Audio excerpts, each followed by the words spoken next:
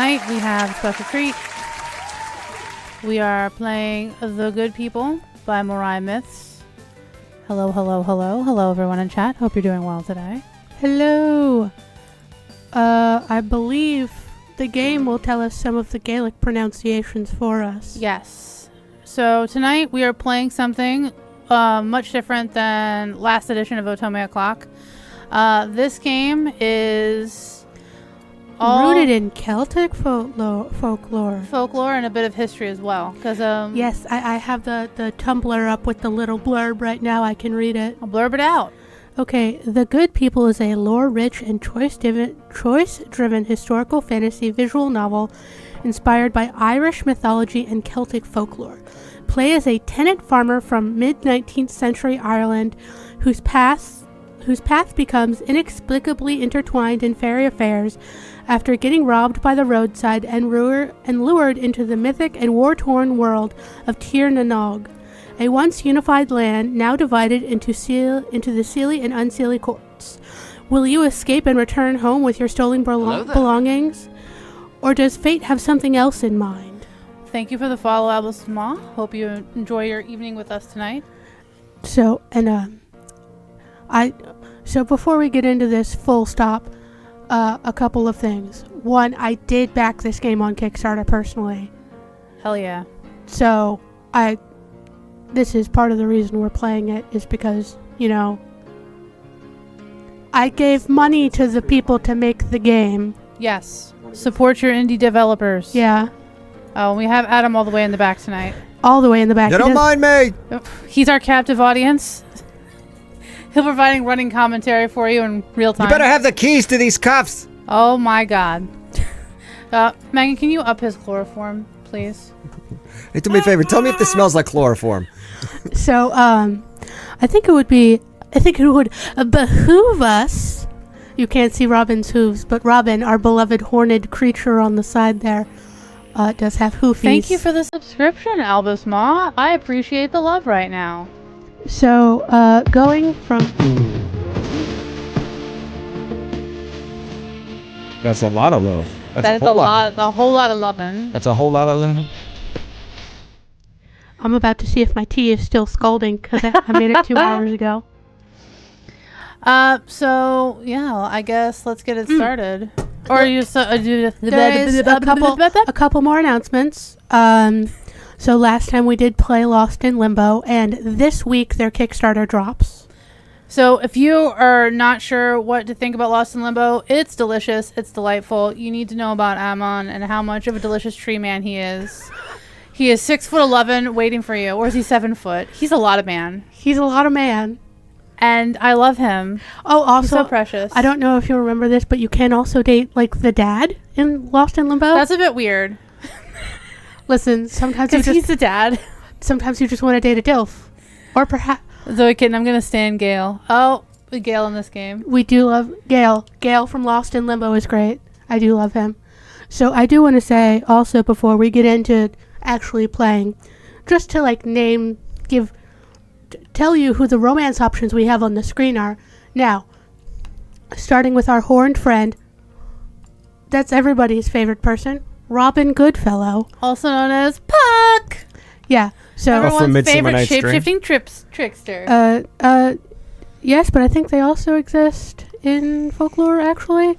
Either way, you can smooch them in game. That side, the purpley side of the game, is the Unseelie court. Winter court. Yes. So, well, kind of. We'll get into that in the game. Oh, all right. So, Deep Faelor. Next to Robin is Maithe. Mm-hmm. She is a warrior. Very lovely, tall sword lady. That crow in the tree right there is related to her. And mayhaps crow-related Irish goddess. The Morrigan? Mayhaps. Morgan Le Fay. The Morrigan. Oh, the Morgan. Yes. And coming in at the tallest romanceable character, who also happens to have one good working eye, but he doesn't have his eye patch on in the image because he's I'm noticing a trend. Lots of tall boys with one eye, which I'm fine with. That is Flannan MacLugh.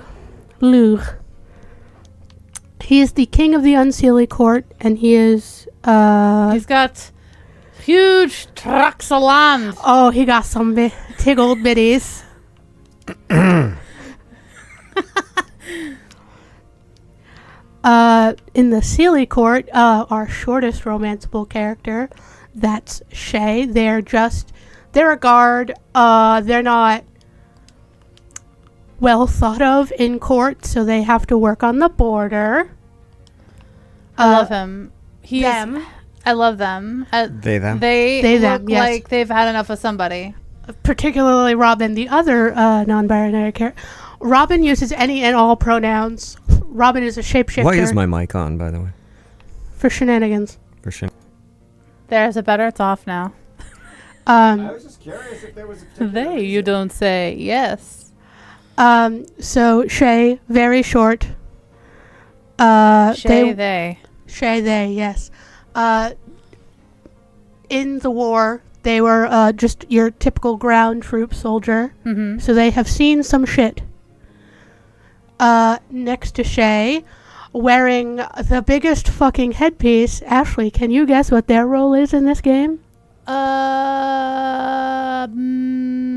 The hat maker. Haberdasher. The haberdasher. Here we go. Actually, Queen Aoife, that is her name. She's the queen of the Seelie court. She is not from the royal lineage. She just sort of like popped up. She's like, I'm going to be queen now. Has that caused a stir in the court? Oh, bitch. The pot is a stirring. The pot is astern, and no one's tried to assassinate Yes, her because of our Queenie. lovely, handsome man right there, Keegan. But back with Aoife, she also designs all her own clothing. Lovely. So she's a designer. She is a designer. Sigh. And much like Flannan, her tiggled biddies are just out there. Gotta be free. And our sort of master of secrets is Keegan, Aoife's best friend, and that little moth that's just sort of floating around him are little will-o-wisps who are Aww. they're his spy buddies. Love it. They are his friends, and they also just like come up to his hair like they were talking shit. So what is like the atmosphere for this game? Because the Lost in Limbo that we played last episode, it was very dark fantasy, bit of body horror. There's not so much body horror. This is just your typical, Irish fantasy. We got druids, we've got ley lines, we've got the fae, obviously. This is more sort of trying to sort out political shenanigans because both Aoife and Flannan's predecessors started a war, and they're in a very tentative peace right now. And it's sort of you, a human, is just trying to sort of like get home with your shit, but also try to like You're just trying to get home after a long day of kind of work. Just not trying even to- work. You're just trying to sell. survive. Basically, you're selling your family heirlooms for food. Yeah. Because this takes place during the Great Famine of Ireland in the 1840s. Oh, the potato famine. The potato famine. Right before Irish slavery in the United States. Everybody yeah. likes to forget about. Yeah, not great times in this time period for that the game takes place.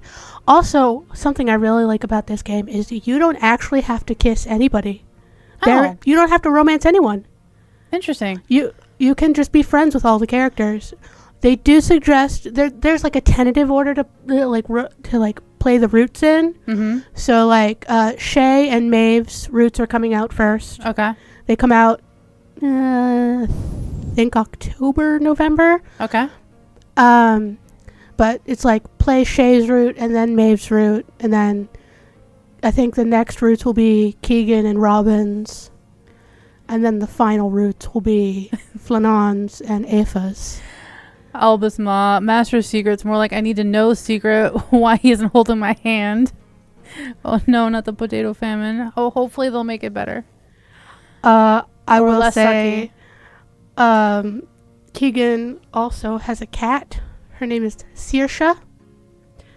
You do not get to see her until you smooch him. She shells by the seashore. All right, so I'm going to click to continue. Yes, let's play the game. Character creator. We have to name ourselves. What is name? Oh, our name can't be changed. What's in a name? I don't know. Nickname? Erenak? Yeah, Erenash? I think we'll just go with this for now. Sounds good. I think for the demo, this is just like eventually you'll get to get to do some fun stuff. But for the demo, there's like a sort of they think you're someone who you aren't. Oh, okay. You apparently look exactly like a missing druid. Oh, smooch for the chat. A cat. All right. Albus has commanded us that we must see the cat and we must have smooches. If you smooch Keegan, you get to smooch Saoirse. There are two completely different versions of smooches, though. You cannot marry the cat.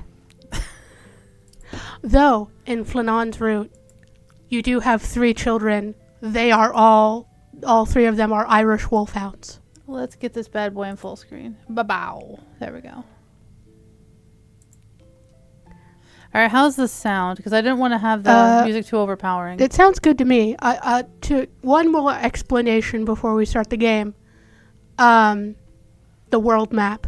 Yes. Did it click the world map? It's coming soon. It's coming soon. Okay. I'll turn up the music a little bit. It's a bit quiet. Well, that's main volume. Yeah, but I need to have the main volume up all the way for the other stuff. Yeah, there is partial voice acting. Yeah, I don't want to have it like too overpowering, you know what I mean? Yeah.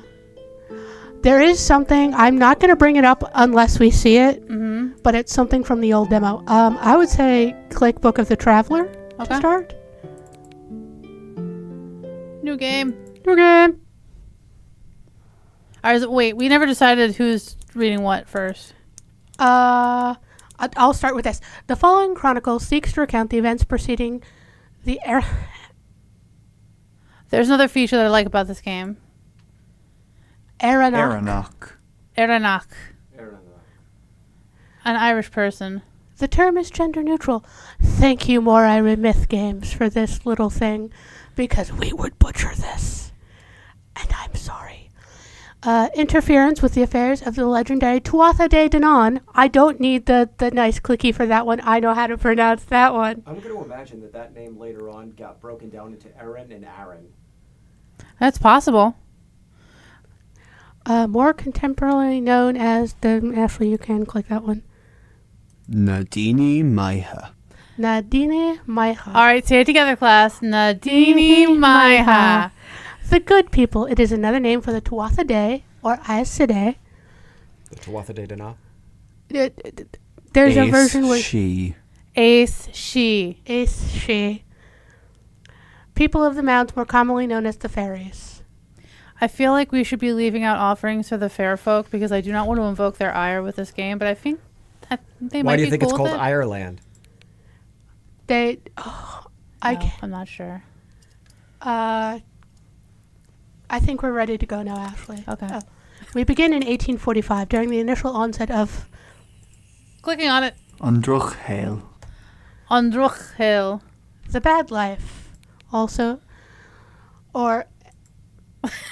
On Gortamore. The Great Famine. On Gortamore. You have to say it with the class. On Gortamore. All right. An era of Irish history besieged by unparalleled tragedy. For most, the severity of what was to come could not yet be known. I bet we could find a parallel for it if we looked through history enough.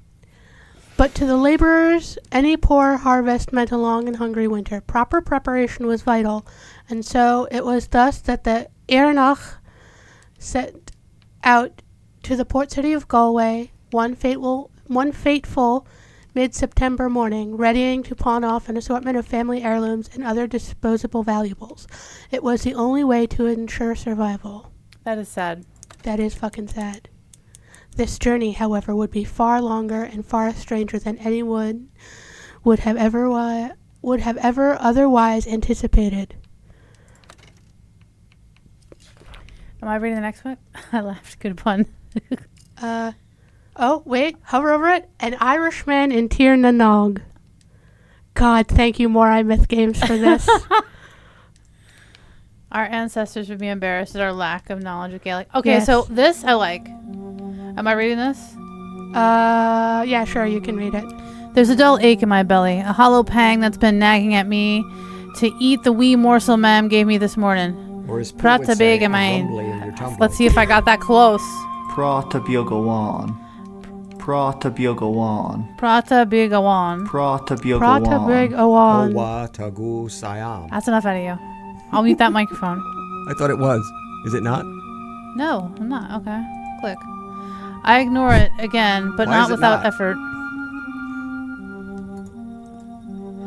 My last proper meal had to have been last night's supper, but I know I can get on by on a rumbling stomach a little while longer still. There'll be a time to eat when my errand's over and done with, and that should be soon. I think I can move the camera a little bit. It's Yeah. nice. Just, I yeah, hope. like, wiggle around the screen. See what you can, up and down, all around. It's very beautiful. Yes. It's been a long and tiresome day's ride, but I'm determined to reach Galway before the sun hangs high. There's no sense in wasting what little money I have on lodgings if I can go about my business right as the shops open and be on my way by midday.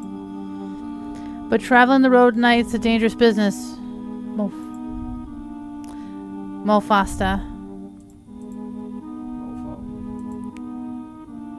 Mafoshta. Mo Farsta. fausta. But traveling the road at night's a dangerous business, Mofashta. Let alone with all those treasures in your saddlebag. You ought to pace yourself. Lots of desperate folk out there, especially now. I am trying so hard not to devolve into a terrible Irish accent. Because I feel like my ancestors will slap me upside the head. Yeah. Aye, but I'm just as likely to be robbed in the common lodgings as I am on the road, I told me da. Firm and final. You did it. It said da! It said me da? Like, no. No, I know, but you did drop into an accent. Shut up. Though, if I'm honest, I'm not too sure how well these old things will sell. None of it's terribly fancy by city standards. Mamo's doilies. Let's make sure I said that right. Mamo. Famo. Mamo. Memo with an A. Mamo. Mamo's doilies, or Sunday clothes, a bit of jewelry Mom's worn ever since her wedding day. It's not exactly the kind of thing to buy when times are tough, and from what I've heard, the disease on our crops hasn't just affected us. It's all over. This is. I shake my head. There's bound to be some wealthy folk willing to take these trinkets off our hands, even if not for much. If nothing else, it should get that bastard of a landlord off our backs for a while. Oh, fucking preach. The roads have been quiet. It's almost unsettling for this time of year. Of course, it's no surprise that I haven't seen other travelers these past couple of hours, but even earlier today, only a few folks crossed my path. Families mostly, all bundled up and carrying what scarce few belongings on their backs could manage, all slowly headed in the same direction as I. Now it's just me. Me and a dark thicket to my right and the river to my left. I gulp and eye the woods from time to time. A wall of trees line the roadside, swallowing up any light to be found on this moonless night.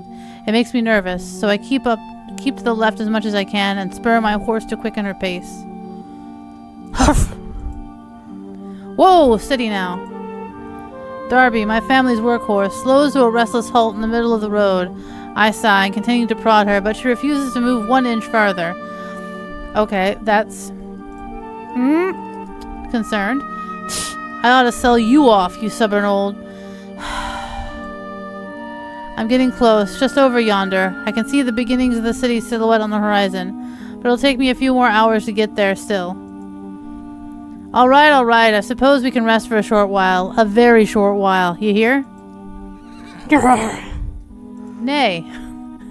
Affirmative, in horse. Nay. I say. Nay. Nay. I thought that was clever. I dismount and lead Darby off the road and down to the riverside for a drink. As she wades into the water, I linger back on the shore and stretch my aching limbs, not willing to get my feet wet to keep a hold of the reins. Sweet. My shoulders tense as I spin around to look down both ends of the road, searching for the source of the whistle I just heard. Oh shit, that wasn't you. Oh shit. There's someone out there. No one answers me, nor do I see anyone in the darkness. I clench my jaw, peering back over my shoulder at Darby. She seems entirely undisturbed, yet too far for me to grab in a hurry.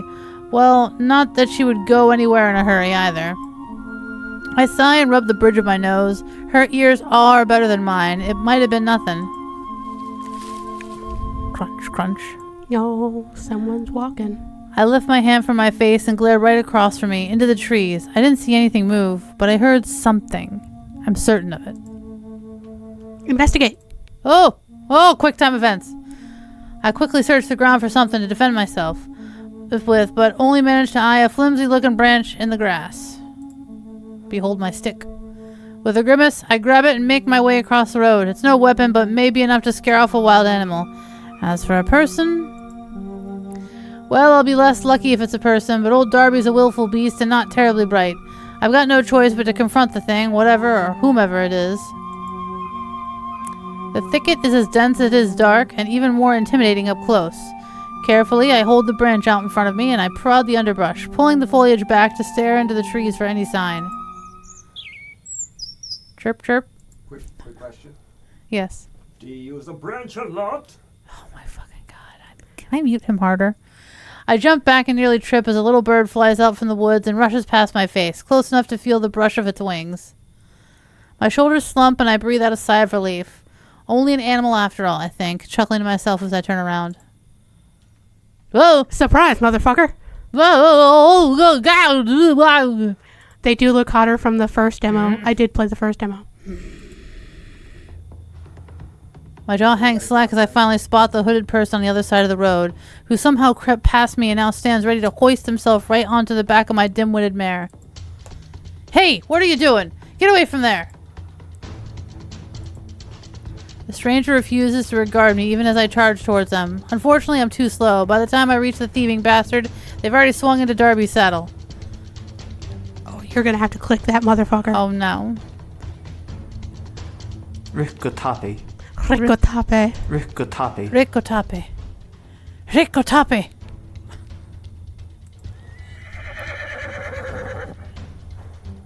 The stranger swats Darby's rear and spooks the mare into a frenzied gallop out of the river and into, of all things, the woods. I'm baffled. I don't know if the thief intended to go off-road or if in poor panic Darby forced the thief's hand, but I don't have the time to question it. Stealing my resolve, I run into the woods and chase after the thief on foot. My chances of catching up are slim, but I have to try. I have to. The journey back is far too long to be sensible without a ride, let alone without money, without food. Even if I pressed on and made it home regardless, what would I say to my family when I arrive? I've lost our money, our valuables, even our horse. We'd be... Obviously, you have to eat the landlord. Do what you gotta do. Jaw clenched, I run as fast as my leg will take me, bolting through the trees, barely able to see more than 10 feet ahead of me, and with only a path of snapped branches to guide my way. Oh. Luckily for me, the thief seems to be riding straight through the woods. Had they instead decided to veer in another direction, I'm sure I'd lose them for good. It's odd, though. I can't imagine why the thief would choose to push further in.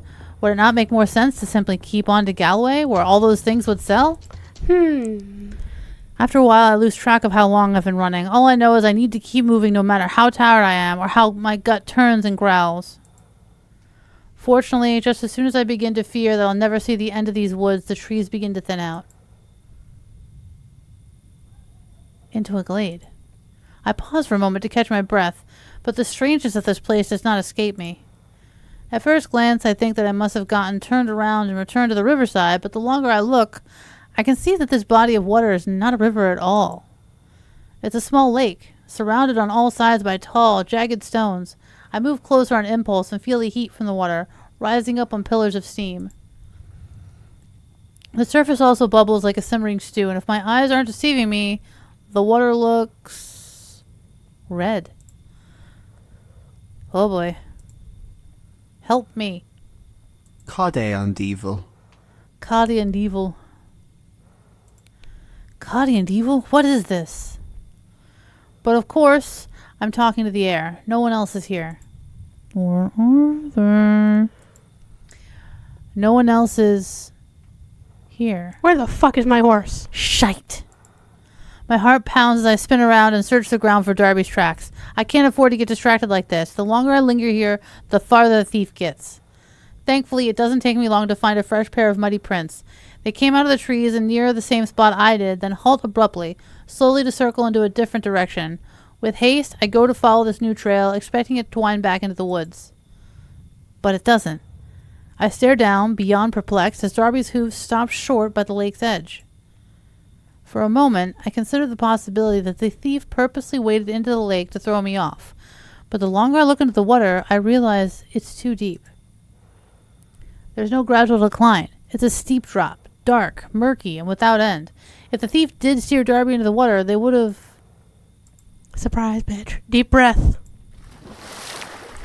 Flash. So, just as a small aside, I am someone who likes historical fashion. And, say if this was a woman, she's got like 2, maybe 3 layers of skirts on. And like a corset, she's sinking like a stone.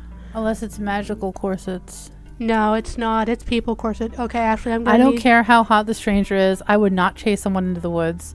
Unless it's the guy with the cat, then yes, I would. They shoved us into the river. You would not chase Alright, Megan, is someone this into you? the woods, and you would not get into a stranger's van and let them take you. Never, ever, ever go to a second location. Never go to a second location. Ashlee, I need you to click that first one. Look Bale Dragon. Look, Bell Dragon. Lake of the Dragon's Mouth, it tracks. A waypoint between worlds. Aye. Is one of the many yet few waypoints between Tir na Nog and Infasale? Inishfall. Inishfall. Isle of Destiny, an ancient name for Ireland. Yo, that's a dope ass name. That is. Our ancestors are cool as hell. Hidden away and forgotten by most, it stands unique for its relative ease of access and longevity. Yet similar to other waypoints of kind, the threshold remains closed as to prevent accidental wayward travelers. This was less accident, more like swim, bitch. Oh. Albus Ma isn't getting fate taken technically going to a second location. Yeah, but that's also kidnapping. Yeah, that's also kidnapping. Which fair want to do, unless, of course, it has been deliberately opened. Yes, continue the next chapter. The Green Knight. Oh, where's Gawain? Not Gawain. Think shorter. Blurble, blurble. Blurr. Alright, do you want to take... do we go chapter by chapter and switch off? Yeah, let's go chapter by chapter. Okay. Splash.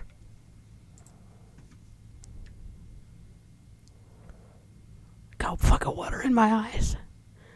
After flailing in the water for God knows how long, I finally find the surface again and drag myself onto the lakeshore.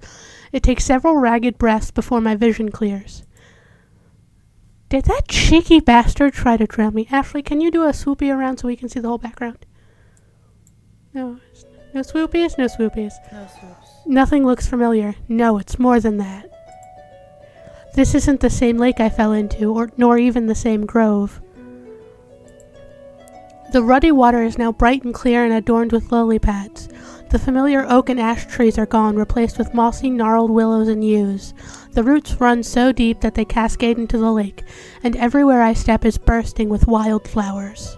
Yo, this tea sounds like it's made... that is this glade. There's so many flowery things in here. Albus, ooh, pretty background. Hell yeah, it is. I love trees. I love trees. The forest is so overgrown that the treetops almost block out the sunlight that's suddenly sprung up over the horizon. But despite the abundant shade, I'm perfectly warm. There's a slight breeze, but it's as soft as a kiss, spring-like. And awfully unusual for September, especially in fucking Ireland.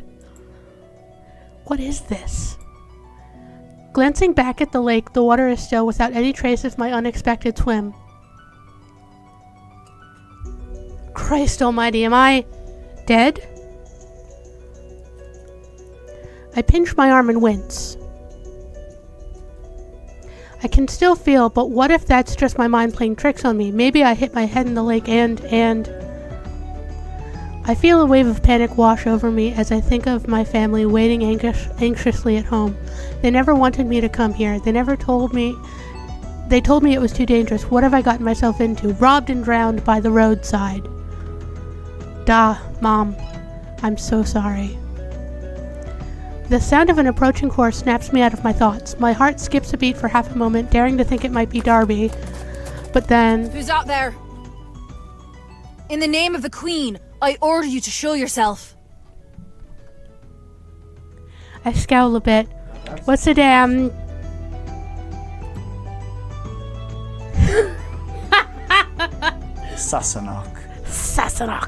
Sassenach. Anytime a British guy pisses me off, they're gonna get called a Sassenach. Say it with your whole chest, Megan. Make our ancestors I proud. scowl a bit. What's the damn Sassenach doing all the way up? What's the dumb Sassenach staying out this way? Oh, Jesus. What in the name of Gaelic's going on here? Caifigur Ifranesha. Caifigur Ifranesha. Caifigur Ifranesha. Caifigur Ifranesha. Caifigur Ifranesha. Ifranesha. Caifigur Ifranesha. This must be hell. Saying that sentence is hell. Pretty voice, who's that? We're about to find out. Ooh, pretty leaves. Yo, nerd. Oh, moving silently as possible, I shield myself behind a thick yew and watch for glimpses of the stranger or their horse. Whose horse is that? Up ahead, beyond the twisting limbs of the forest, I see traces of a dirt road darting between the trees. I advance closer, angling for a better vantage point. As I reach the tree line, I pause. The strangers come into view, like I'd hoped, and now I can start making out some details. A pink sash peeks out from the foliage, which appears to be draped across some kind of cloth armor. I squint. Is that a spear? What's the military doing roaming around with spears? They're quite short for a soldier, too. This is just getting on. I want to say Shay's like 4'11". I don't remember. Oh, he's a wee lad. Sorry. They. Well, that's Scottish, first of all. You'll get it. I slump against the tree. My wet clothes feel heavy and my back is beginning to ache with tension. I can tell this stranger isn't my thief, and they don't look much like British military either. Maybe they could help me sort some things? They probably at least... ask for help! Ask for help! Fucking quick time events! Sitting here feeling sorry for myself won't help. They may even be able to point me home. Or to the pearly gates, I suppose. The pearly gates, I suppose. Though, truth be told, I'm beginning to doubt that possibility. I can't quite put my finger on it, but I don't feel dead. Well, that's good. Brushing my hair out of my face and straightening my clothes as best I'm able, I march out from the trees and over to them. When they see me, they come to a halt. Hopefully that's a good sign. However, as I begin to get a better look at their face, I'm momentarily taken aback. Them's are some fucking World of Warcraft ears. Love it. The person before me is unlike anyone I've ever seen. For one, their ears slope to unnatural points and are nestled under a mop of greenish-brown hair. My eyes linger on the scar etched across their slightly protruding chin. I stand up straighter, but quickly look away, careful not to reveal too much surprise on my face. No wonder things have been so strange. I'm not dead, but they're not human. You'd easily mistake it from far away, but face to face, there's no question. This is one of the cities.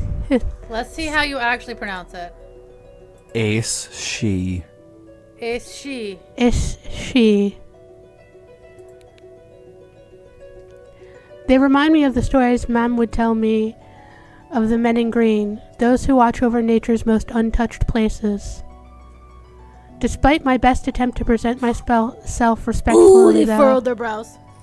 Oh, they grumpy. Ooh, they got the grumps. The fairy looks furious with me. Why do you think it's called Ireland? Hello, soldier is right, Albus. Though the fairy looks furious with me. You! Without giving me time to respond, they seize me by the arm and drag me over to their horse. Wait. Please wait, I didn't mean any offense. They don't even hear me over their own voice, which hasn't stopped berating me with questions all too fast for me to answer. Where have you been? Do you have any clue how worried I was? What have you been eating? What are you doing here? Why are you all wet? Why do you look like you're starving? I love them. I love them. After binding my wrists with some type of rope they had, they easily lift me onto the horse. Us, full-ass human. They a strong person. They strong. Well, they are a soldier. Oh, Madame, they're stronger than they look. Madame! Manum. Madam. They're stronger than they look. Not worried. But what's all this about where I've been? I just got here. I look down at them pleadingly and take a note of a small swan emblem on their sash. Wait, hold on now. You've got to listen to me. Whoever you think I am, you have the wrong person. Unfortunately, my words fall on deaf ears. To be honest, though, the more they shout at me, the less angry they sound. If anything, they're acting more like a concerned parent. Sighing heavily, I slump into the saddle, now acutely aware that I'm being kidnapped by a fairy. At least I get a break from walking now. It's important to look at the bright side. You didn't Yes. give me a name, did you? We have not yet. Come home safely, Ahashka. Ahashka. Wow. There's a lot of extra consonants in there that are a surprise. It's English. Ahashka. Stick to the road and don't go astray. There's more than robbers out there to be mindful of. Mom, I'm not a child. You don't have to go on about those tales. Of course, dear, just remember, don't give anyone your name. Mind your manners and don't eat anything you're offered. After some time, the fairy and I arrive at an ancient-looking stone structure. The area is still and quiet. We're obviously the only ones here, save the wildlife, I suppose. Ashlee, will this background move around? Oh. No moving. Okay. Foliage blossoms all around us, filling the air with the sweet scent of wildflowers. Strong and prudy. I really like Shay. Shay is, in fact, very cute. Hello? The fairy silently helps me off the horse. They stopped yelling a while ago, so we were forced to travel in sullen silence. Sullen silence. As they lead their mare to the stables, I awkwardly fiddle at the rope around my wrists, but it's no use. It's too damn tight to wriggle out of. They're good with ropes. Patrick, wow. Honestly, I take it back about my previous statement. I would probably go looking for trouble if it meant meeting Shay. I take in my surroundings and spot a flourishing fruit and vegetable garden off to the side. Huge strawberries rise out of the garden bed and spill over onto the path. My mouth waters at the sight. Entranced by the bulbous, ruby-red berries, I almost don't register my captor returning to my side. Peas should be ready soon, too. You grew all of this? Of course! Who else would? They give me a puzzled look. I just meant you aren't having any trouble with the land? I look at the garden. The pea pods are plump and near ripe, and a hint of wildness is present in the chaotic tangle of stems, leaves, and produce. Now, quick history question. What was it? Was there something wrong with the soil during the Great Famine? So there was a sort of fungus that got in the potatoes, where they looked fine on the outside, but you cut them open and they were all black and eldritch looking on the inside. Nasty. That affected all of their food that they tried to grow? Well, they mostly ate potatoes. I believe that's referred to as a blight. Yes. You are correct, Adam. My thoughts turn back to our struggling farm and the people waiting for me to return. My stomach churns, and the encroaching hunger from the smell of strawberries turns into nausea. I suppose whatever this place is, the blight hasn't come to it. Were there other factors at work, like, were the English, like, taking the rest of their crops? Because I know that they were the English weren't exactly helping. Like, there's, like, there's documents of the British being like, if we don't do anything, the Irish will just die off. But I want to say it was one of the Native American tribes did. Oh, yeah. All right, so Alba's hitting us with some possible history facts. Wasn't also created by the British too. Like, they took all the Irish food, basically forcing them to starve. I want to say that the British were like the British landlords were like, you're gonna give us all your food, and we're gonna leave you the potatoes, I guess. No, they're all blinded. No. I remember that they tried to give there were people in the Americas who tried to give them corn, but you have to cook corn a certain way so it doesn't give you just horrible diarrhea. Oh.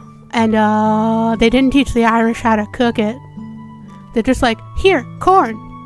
But they forgot to send the recipe along. So then everyone started dying of dysentery on top of everything else. Was it a tribe in Africa who sent cows? There was like a small tribe somewhere who sent some animals or something during the plague. Was the English trying to like take the shit that people would send as aid? No, I don't think that. I don't remember properly. We're just going to spend the night disparaging the English as proper Irishmen and Irish women should. Disparaging the English. Alright, click the screen. Ah! Trouble? Why would I have trouble? Honestly, what's gotten into you, Daoine? Daoine. That's a nice name. Yes, Daoine is who they think we fucking are. Not you, that's for certain. Strangely, the name means human. Daoine? No, I falter remembering my mother's warning. At the time I brushed it off, but now I might need to think twice. Not them. Who else would you be? Wait, answer that when I have some parchment. Oh. Without giving me time to respond, they lead me into the structure. Can I have a towel? No, look at their little house. Oh, I like the dummy in the corner. Yeah. Trader King. That would be Flannan. The bottom floor is surprisingly cozy, especially given the formidable exterior.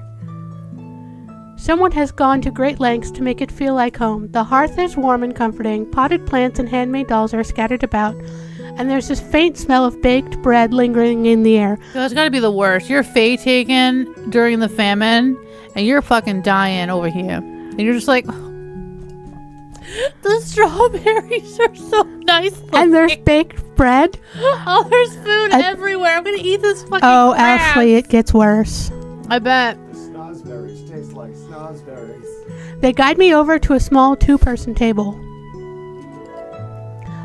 I'll be back in a moment. As I wait at the table with not much else to do, I let my eyes wander over the decor.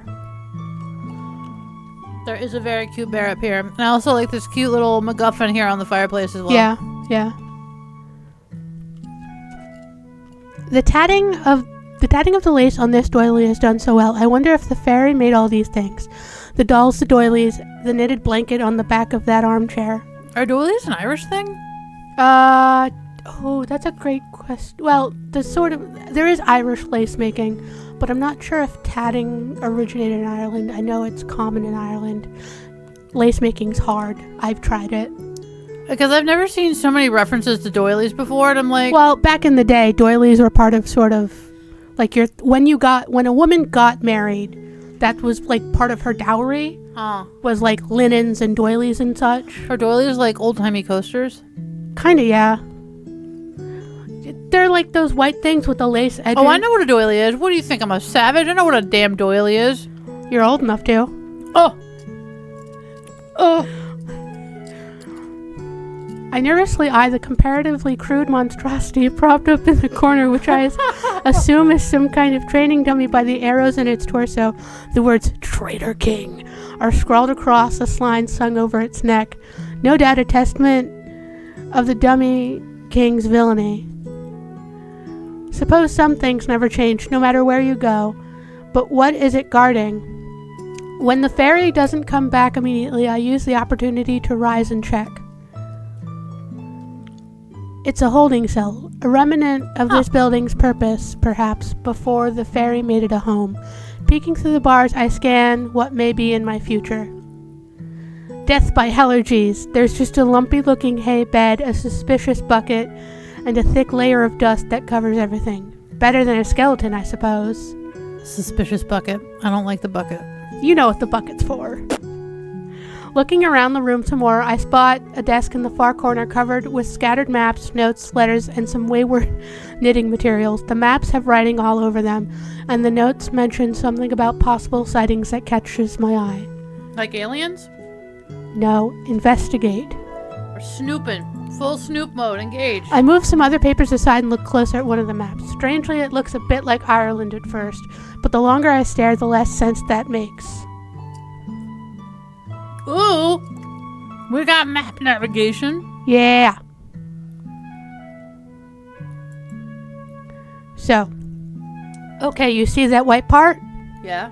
That's the winter section. Okay. You see that orange part? Yeah. That's the fall section. Okay. I like these markings. Section of the JCPenney catalog. Stupid goat! Stupid goat is my beloved, who we'll get to eventually. Really? The light green is spring, and the bright green up further. So, like, the green is like spring, summer. Yeah. And that's like fall, winter over there. Oh. Now, just because the characters currently live in certain courts, again, I have played the previous demo. Just because they live in certain courts now doesn't mean they're not from other courts previously. Oh, this is like ancient Irish writing. I couldn't. It reminds me of Nordic runes. Yeah. It's probably just the style back then for language. Ooh, I wonder what this says then. If this is spelled Murinas? It might. What M is that? Let's see, we got 3 at the top. 3 on one side at the top is S, I think. Unless it's at an angle. Is it at an angle? No. Is that Unless it's like bottom to top. Hold on. Algam is read from bottom to top. bottom Okay. to top, so it is Murias. Okay. Mystery solved. So, like, you see that big dotted line down the middle? That's the separation between the courts. Winter and fall is unseelie, which is not great for growing conditions. And summer and spring is seelie. But I'm also seeing that thick division between winter and fall.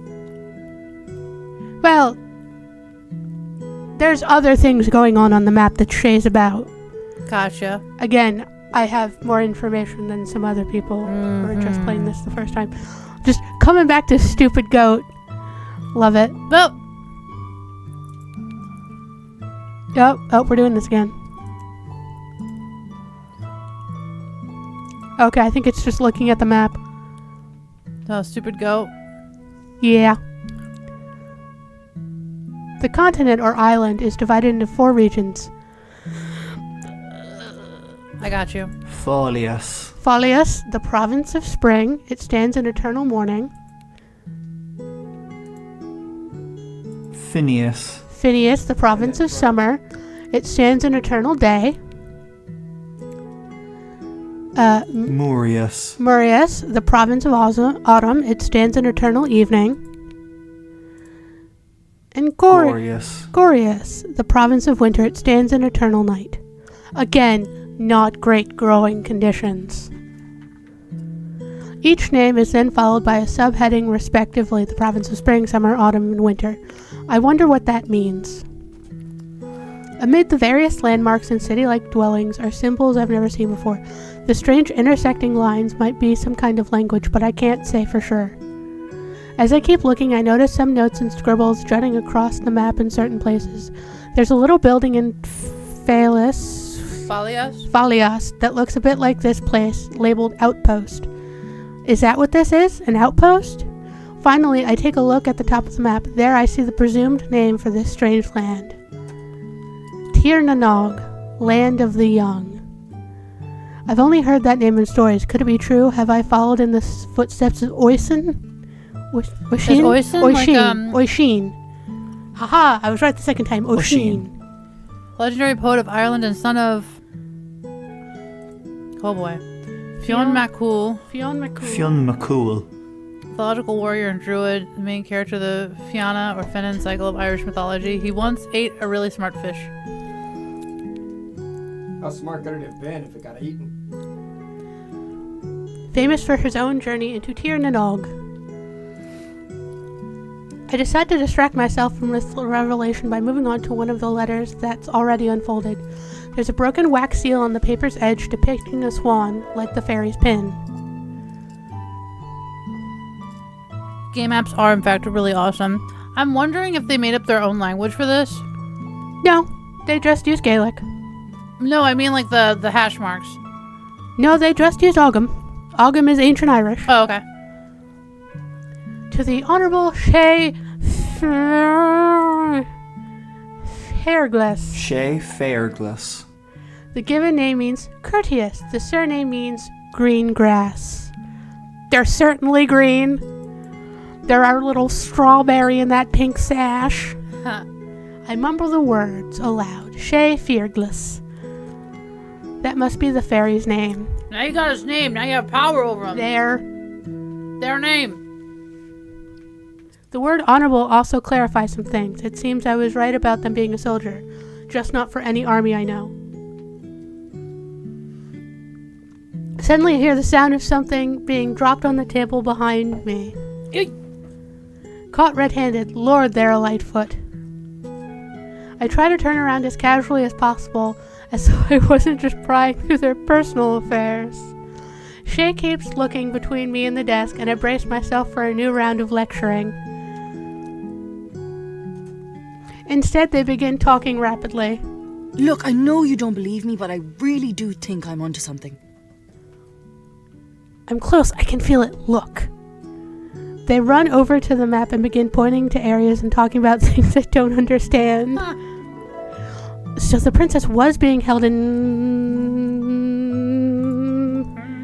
Duntalon. Mound Fortress. Excellent work.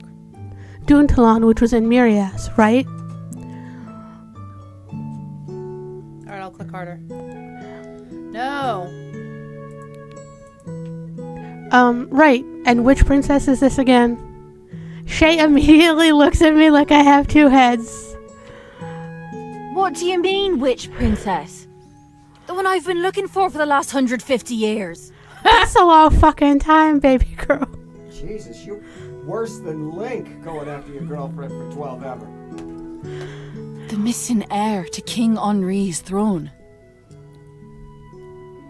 Ringing any bells? So, again, little side note. The princess in question, probably should be on the throne and not Aoife. So that was voiced by the voice actor. I feel the blood drain from my face. 150 years? Just how old are they? They're fae. They are old enough. They are old fucking enough. Long living aside, though, that's an awfully long time to look for someone. Wonder if all this princess talk has something to do with that battered dummy in the corner. Not that I'm terribly inclined to ask. Anyways, it wasn't always unseelie territory despite the attack.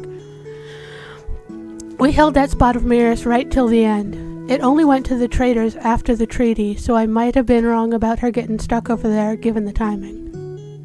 So now I've got a different thought. The princess was closest to her druid more than anyone in the world besides me, and that lot chose not to interfere in the war. So what if she's with them, hiding away in one of their sanctuary temple things? When we escaped, I told her to go somewhere the Unseelie can't go. Maybe she thought that meant somewhere not part of the war, or maybe she didn't choose at all. She could be as much as a prisoner there for all anyone knows. Since the druids refused to stand with us when we needed it most, it wouldn't surprise me to learn that they've kept the true heir tucked away for a rainy day. Hope that's not the case, but I don't know. Some of that lot feel as two-faced as the traitors. No offense. When you get done in Tever, I'd like to ask you a few questions about your time training there. I want to look what Temer is. Large city in Fayas and the capital of the Sealy Court. Prior to the War of the Courts, it was the capital of the Tirnadalk. I like the history. Yeah. I glanced back at the map. There is Temer in Felias. I was right. I really am in Tirnanog. A freshly war-torn Tirnanog, if I'm keeping up with everything Shay's just said. I waver on unsteady legs for a moment. Shay stares suspiciously at me and clears her throat before continuing. Of course, I wouldn't ask you to tell me any secrets. And I know you have to tend to the townspeople too, so it'd only be during one of your usual visits. Assuming the Queen lets you after all this, I mean. I know she doesn't like me poking around about it. Sorry about earlier. I've just been worried sick, but I shouldn't have been so rough with you. Thank you. Does that mean you'll untie this rope? Not a chance. Now come on over to the table. Well, at least we seem to be on better terms now. Maybe I can get them to listen to me. I finally see what they dropped on the table when they came in. They brought me a plate of bread and honey with a glass of milk. Go on, you eat while I interrogate you. I don't quite like the sound of that. What kind of interrogation is this?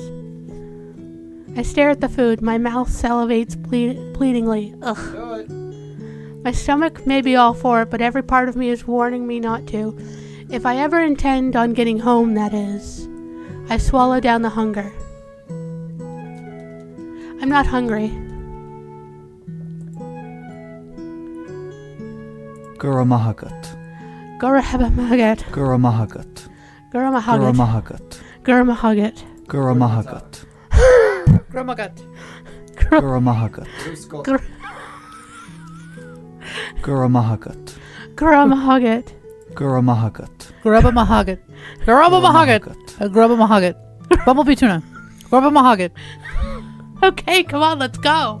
Guramahagat. Grabamahagat. Mahogany. Thank you. My gut groans in protest. Traitor. It's getting a sign, too. You sure about that? Aye, positive. Shay stares at me, frustration plain on their face. But they don't press the issue and sit opposite me. They take out a scroll and begin scrawling quickly, mumbling to themselves. Finally, they look up at me. So, what were you doing by the loch? Their quill pauses as they wait for my answer. Deflect. Deflect. If I tell the truth, will they believe me? If someone tried to explain this to me, I'd say they had too much to drink, even in the fairy world. Still, I can't just outright lie. I give Shay an altered version of the truth. I was chasing someone who stole my horse and belongings. I fell into the lake while following them. And what did the thief look like? Which way did they go? Well, I couldn't see because they wore a cloak and mask. Didn't see where they went either. You don't say. Well, we will just have to see what the Queen has to say about that story. The Queen? I didn't think the story was that bad.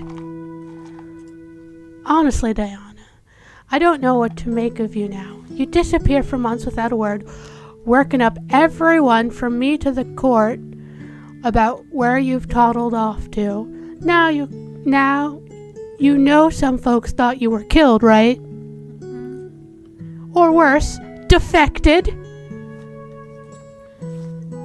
Bet if I hadn't been coming down for my rounds, you wouldn't have even thought to come by the outpost and let me know you weren't dead. Now you're spinning all these tall tales. Please, I'm not. Help me find the thief and I'll show you. Shay frowns and instead of answering me, grabs my forearm. This again? You have a bruise from where I grabbed you earlier. I can't see what they're doing, but they begin rubbing the blossoming bruise and humming softly. Can you please give me my arm back? Reddening, they drop my arm and rush off to their desk. Floosh! And we have the first blush of the game! Okay, Albus has a question. Is it like fake code that they can't lie, or did Albus make that up? So it sort of depends from myth to myth. What mood they're in? Yeah. But for this game, they can lie. Trust me, Keegan is the master of lies. He's the spy You'd be a master. terrible spy if you couldn't lie. Yeah. I look down and the bruise is gone. How did they do that? Glancing at Shay, I see they're busying themselves at their desk. I take a longing glance over at the food and see a piece of bread is missing. Wait a second, where did it go? Am I finally losing it? While I try to figure out that, I hear Shay nailing one of the notes they just wrote to the exterior door of the outpost. This prompts me to turn back to Shay, who then leans out a window to make a strange call. I gasp as a strange being with dragonfly-like wings flutters in and takes the note. I'll meet you at the palace. They whisper the promise to the creature and give it an affectionate head scratch. Then it bounds back out of the window. Do you give dragonflies scritches? Well, it has dragonfly wings. It may not have a dragonfly face. That's valid. I love all the expressions so much. The first bloosh. They pause in front of me awkwardly. You know that if you just tell me what you've been trying to do, I'd help you. Blush of spring. You're basically family, Daoine. But if you don't tell me anything, then I can't. What is it you can't face? Excuse me? Then help me catch the person who started this mess. We've got to talk to the queen first. Are you sure you won't eat? Shay is the kind of person who would kill you by feeding you cinnamon rolls. Worst ways to die, I guess.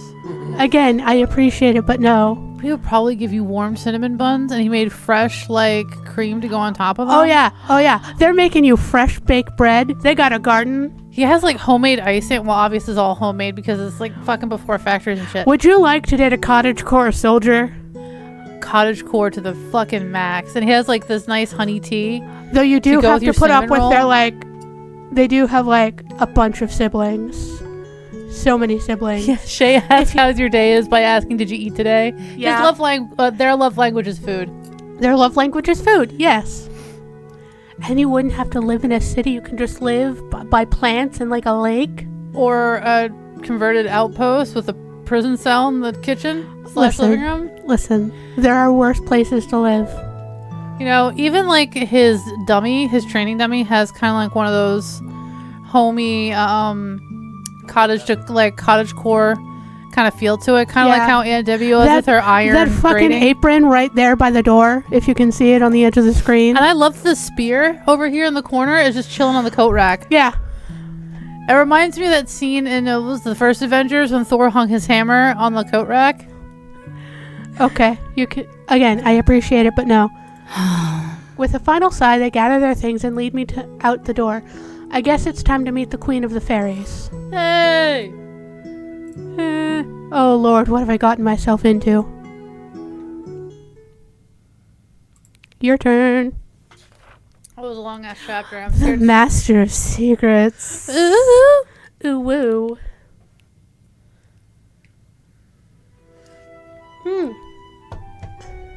The ride to Tamara is quiet. Shay keeps glancing warily at me, like they want to ask me more questions, but change their mind every time.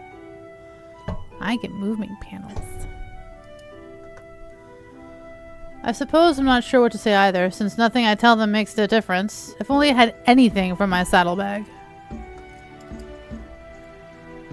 As we approach the city, we ride through the farmlands on the outskirts. The fields are all flourishing and ready to harvest, even though it feels like a beautiful spring day. We finally make it to the city gates, an imposing wall at the base of an enormous hill. Perched on top of the hill is the palace, where I can only assume I'm being taken. My panic begins to rise as we get closer. Oh my. If I don't find a way out of this, I may never get home, and who knows what else this Daoine I'm supposed to be has done. If Shay is this angry, imagine what the Queen might be thinking. At least if I run, I might have a better chance of getting home. Shay takes this very moment to pull me closer to them. Now we are gonna head straight to the palace. No stalling. Stay close. Yo, what's up, Dark Having Warrior? you around to tend to them, and I don't want you getting dragged off. We're reading romance novels. Hey, warriors here. If we stop for everyone who needs it, we'll never get there. And whatever you do, don't bring up that talk about Instafill. Instafil? Instacart? Inishfall. Ishval. Ireland. In Ishval. I expect the Queen won't take too kindly to hearing the court druids trying to flee the country. Oh, we're seen as the court druid, are we? The court druid. Oh, we're fancy. I hate my room. It's so hot that I can't fall asleep. I'm sorry, Dark. We give you some of our air conditioning, but it's all the way over here in the States. The court, what now? Maybe if you blow That sounds really hard. important. She doesn't say anything more on it, though, and leads their horse over to the stables before we enter the city. Kara's not a fan of the city, too crowded. I nod sympathetically, not being much of a fan myself. Poor horse. Darby isn't nervous around people. The old girl doesn't seem to even pay attention to most of the time. Alright there, Shay. Been a while since you've been up. Just escorting the druid back, then I'm back to the post. It takes all my willpower not to snort at the idea of being escorted like this. Inside the walls, the city is bustling with activity. The people here, like Shay, are almost human-looking, save for the pointed ears and a few strange, otherworldly hair colors. A giant canal runs along the main thoroughfare, and the stores and homes are all inside gorgeous marble buildings. The blooming flowers at literally every corner and crevice fill the air with their pleasant aromas. Alright, I'm guessing Manam? Manamana. Goddamn. Manam. Manam. Oh, okay. Manum. Manam. Manam. Manam. I don't know what to expected, but it's nothing like this. I cram my head as we walk to see as much as possible. Down the alleyways, I get glimpses of a shabby row of houses and dimly lit stores. Shay and I walk side by side, and they have a firm grip on my bindings. At first, I'm annoyed by the short leash until an elderly woman suddenly grabs my arm, her bony grip locked around it. Daoine, dear! I was so worried when I heard. I thought to myself, now who's gonna make me... Kieran? Kieran's medicine. Sure. Why did I get a little thingy about that? I feel a bit bewildered getting picked out from the crowd. Seems Shay isn't the only one who thinks I'm Daoine. As I prepare to respond, Shay quickly cuts me off. Not just now, Mr. Power. I promise to get Daoine back to you, but first we gotta see the Queen. Of course. You come around too sometime, Shay. She leaves without a fuss, and it isn't until she's out of sight that we continue on. I feel my stomach churn as we walk. While no one else approaches, Shay and I feel an abundance of eyes on me. Just how well known is Daoine? Are there some kind of doctor? I don't like this. How am I going to get out of here if the whole damn city knows my face? We come up to a busy crossroads filled with all sorts of food and bauble vendors. Amid the carts passing by, the large crowds, and the many alleyways, this could be the perfect moment for my escape. Make a choice. Wait a little longer. I only get one chance. I've got to make it count. We continue down the main thoroughfare where I peek into shop windows and open doors to see the assortment of foods, trinkets, and fabrics offered. You know, my heart leaps into my fucking throat every time there's a quick time event. I don't know what the fuck to do with myself. Like, because I'm using spacebar to relax over here. I just came in to say hi. And for the watch streak, you're the best, Dark. We love you, and we hope you get some rest soon. One weaver in particular... One weaver in particular showing off what looks like silk that shifts from silver to a rich purple color in the light. A small crowd of admirers clap and gasp on cue. A bauble vendor is calling out to pedestrians to lure them over to her shop. Some of her trinkets are shaped like creatures I've never seen before. A couple remind me of the one I saw Shay talk to. Some of them sparkle with what looks like real gems. I guess I wouldn't be able to tell if they were fake, but I get the feeling I'm not wrong. Any one of these could probably sell for 10 times what I had in my saddlebag. The well-to-do looking customers don't seem too impressed, though. Everything here is so fancy. I bet it wouldn't be so bad living in the city. I speak without thinking, temporarily forgetting I'm supposed to know what here is like. Shay gives me a confused look that I'm quickly growing familiar with. The look says that Daoine would not think the same. I guess if you don't look too hard, I mean, you know how it is that they stop mid-sentence as though remembering my story. Maybe they finally starting to believe me. But whatever they're thinking, they quickly shake the thought of their head. Anyway, you know how it is. Put the nice stuff up front so no one sees what's happening in the back. Of course, you know what, this lot don't care much anyway. Could be worse, I guess. Most people are doing alright now that the Queen lets you come down here and help. People like that. I wonder what Daoine does for the city. If the Queen is letting her important druid come down to help, it must be pretty necessary. Even so, fairy problems are the least of my concerns. Right now, I'm just trying to deal with my human problems. Speaking of which, we're approaching a busy intersection soon. This might be the chance I need. We step into the street just in time for a carriage to come barreling toward us.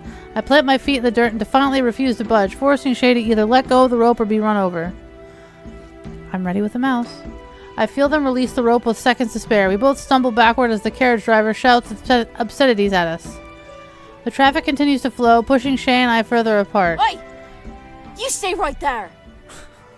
I can barely see them in the crowd now, and I use the opening to flee into the first alley I see. Sorry, Shay, but I can't afford to get dragged into more fairy business. I'm way over my head as it is. As I run, tall market buildings begin to obscure the light in the alley, shrouding in a bit of darkness. This is very ominous, Shay. I know, right? Why would a face steal from a human, though? I don't know. Well, I don't know. Have you ever seen at the Owl House? Because I'm wondering if it could be something like they have at the Owl House. Because the owl lady, she'll go to the human world and steal things, but they're seen as like really super crazy artifacts. Kind of like how if someone were to take like a fucking shoe from Tirnanog and brought it over here to our realm, it'd be like, whoa, it's a magical artifact. It's my dirty sock. It's not anything special. As I run, tall market buildings begin to obscure the light in the alley, shrouding it in a bit of darkness. Hidden in the shadows, I eventually stop and lean against the cool stone walls and fiddle with the rope bindings. It's no use. The knot is secure, and the rope is tight against my wrists. Apparently, Shay is a Boy Scout. A Fae Scout? A They Scout. I skulk further down the alley in search of anything sharp. A Fae Scout. A They Fae Scout, there you go. The alley gives way to another area of town where the shabby storefronts have beggars and street food carts instead of the comparatively posh vendors I just left. I really don't need to be walking around like this.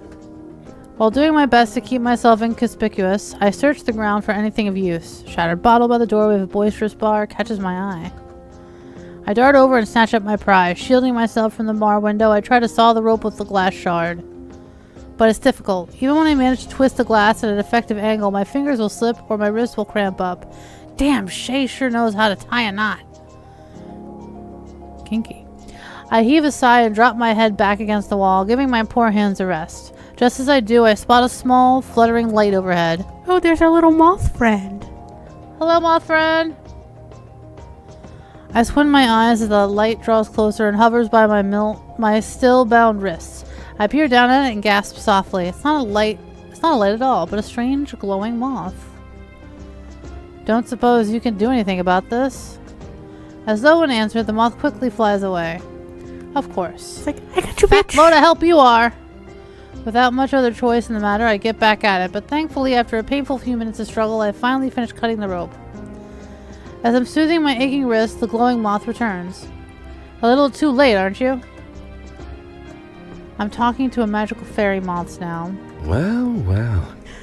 Imagine that. The Sealy Court druid, missing for weeks, found loitering near a bar that serves known criminals.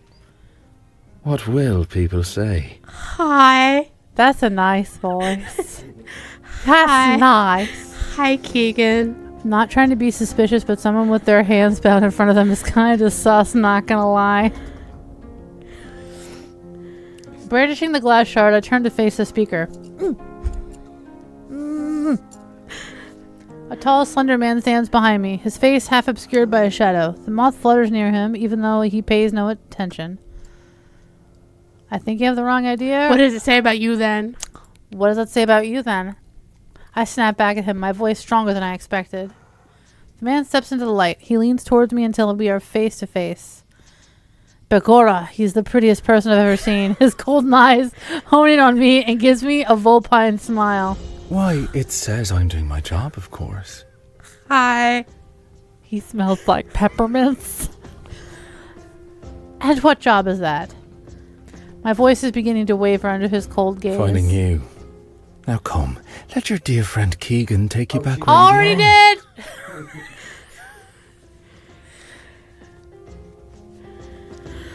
His smile's even more unsettling. Is everyone in the other world after Daoine? Escaping is getting more complicated by the second. By the way, he is the one with the cat. Damn it! I really have no choice after all. I dejectedly walk alongside him as we venture through the alleys. It's very convenient that I ran into you here. I was just meeting with an associate regarding your whereabouts. It was quite useless, evidently. Albus, whoops! New phone, who dis? You know this is a dramatic bitch. Oh yeah. Oh yeah. Oh yeah. It's very convenient that I ran into you here. I was just meeting with an associate regarding your whereabouts. He was quite useless, evidently. Your associate? One of them, yes. I would be a poor master of secrets without a variety of contacts. Master of secrets? Is that some kind of fancy word for spy? I guess that makes sense. It would explain why he was in a place like this. I should probably be extra careful around him. Just my luck I'd run into him while everyone else thinks I'm some important druid person. Maybe I can play the part long enough to get out of here. Rather than heading directly for the palace, Keegan instead leads me into a fancy-looking boutique. I've never been in such a shop before, but Keegan glides through it with clear familiarity. Ooh. The two shopkeepers whisper frantically between themselves when they catch sight of us. As Keegan approaches the counter, their whispers turn into lighted grins and greetings. Oh, Master Keegan, back so soon? Or is this a visit of pleasure? My lady, as much as I value my time here, this visit is not for me. Keegan attentively takes her hand and briefly kisses her knuckles. The young woman flushes pink before shooting me a look of contempt. Yes, about my guest here. I'm bringing our flighty druid friend back to the palace, but... All three of them stare at me, and I nervously rub my dirty hands on my clothes. I've never really put on much thought into my looks, besides from the times I've needed to mend a thing or two. Standing in front of their judgmental eyes, though, my meager clothing seems more shabby than before. You can see the problem. I simply cannot present the druid in such a state. The queen would be devastated. Master Keegan, how considerate. The queen truly is blessed to have such a man in her court. Now. Now, good sir, the pleasure is mine. I can't tell if Keegan is being sincere or not, but the couple behind the counter don't seem to care either way. They rush to bring me an assortment of outfits, all while fawning over him. Suppose he's pretty popular. I mean, he do be hot, though. If spy, why hot-shaped? The couple never speak to me directly. Instead, they talk to Keegan about me. I do notice that they seem to keep shooting nervous glances at the glowing moth that curiously bobs near them at all times. They don't seem to like your moth very much. I'm not sure what possesses me to speak up. Likely the fact that shopkeepers keep ignoring me. The lady shopkeeper shoots me an ugly look before returning to her fabrics. If Keegan sees it, he says nothing.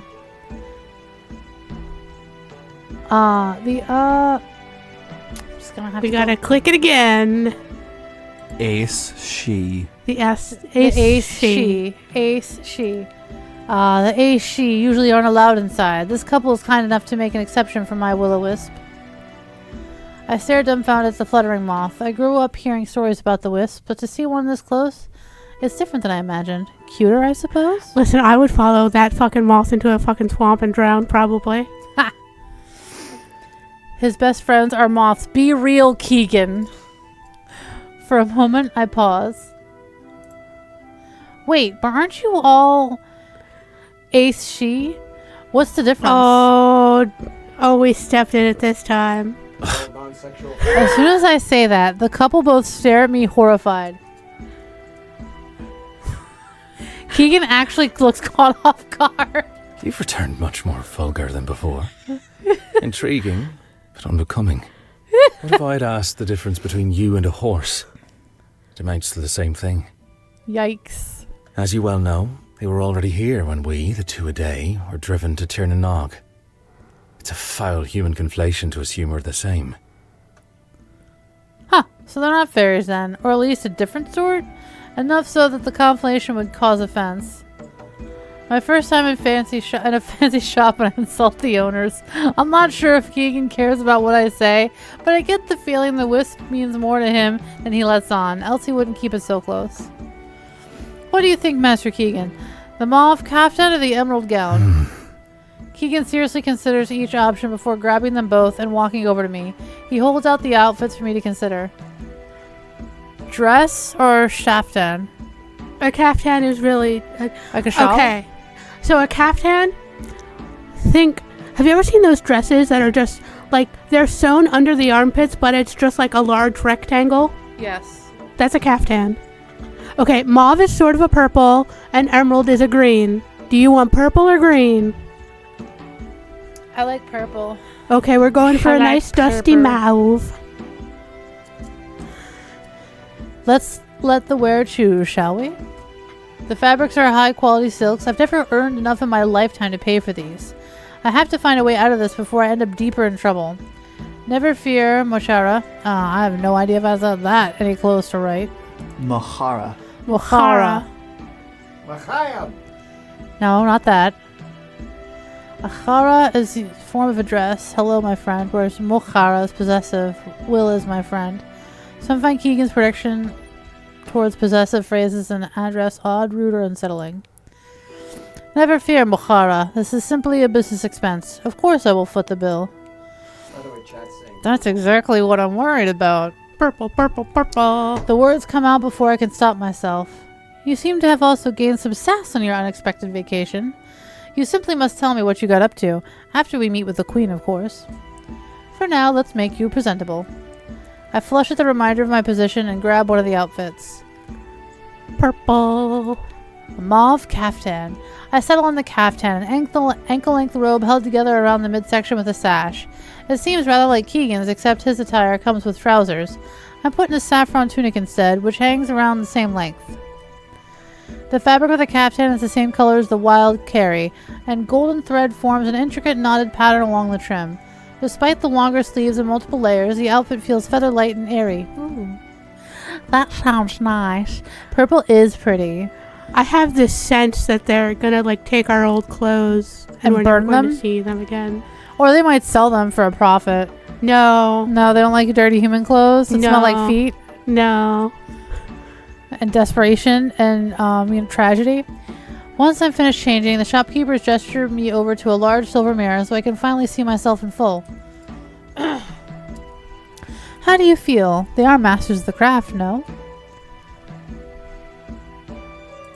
I agree they are. The clothes fit me as though they had been made for me, and not hastily grabbed from a pile. I run my fingers along the fine stitching and feel how impossibly light the fabric is. I can see why Keegan frequents this shop so often. As we approach the counter, the tailors are both watching me in triumph. They may be snooty, but they obviously take a lot of pride in their I work. must say, you did not disappoint me. Once again, I'm in your debt. Why does everything out of this man's mouth sounds like he's flirting? Because Irish. Oh, you flatter us, Master Keegan. Your patronage is thanks enough. Of course, we also enjoy your more casual visits. Hey, Huh? Malik. Hey, Malik. Okay. This is how we play around here, alright? Keegan, you dirty dog. As do I. For now, I fear I must return to the palace. I'll send payment along with what I owe for my personal order. Yeah. Keegan continues to discuss the details in between their saccharine compliments. By the time we leave, they've invited him for tea no less than 3 times. Tea. So that's what they call it. Meanwhile, I still can't stop thinking about what it means that I accepted these clothes. Keegan says I won't have to pay, but the fairies, whatever kind he fancies himself to be, don't just give things away for free. When we make it to the palace, for a moment I am struck by its opulence. Intricate canals and waterfalls decorate the grounds, and pink roses cover a significant portion of the land. We're greeted by a grandiose marble staircase and a large pink banner bearing the same swan and roses that I saw back at Shay's outpost. The stone is carved into a mix of antiquity and long, sinuous lines that give the palace a beautifully unique appearance. God damn! They're busting out the vocab words today. Antiquity, sinuous.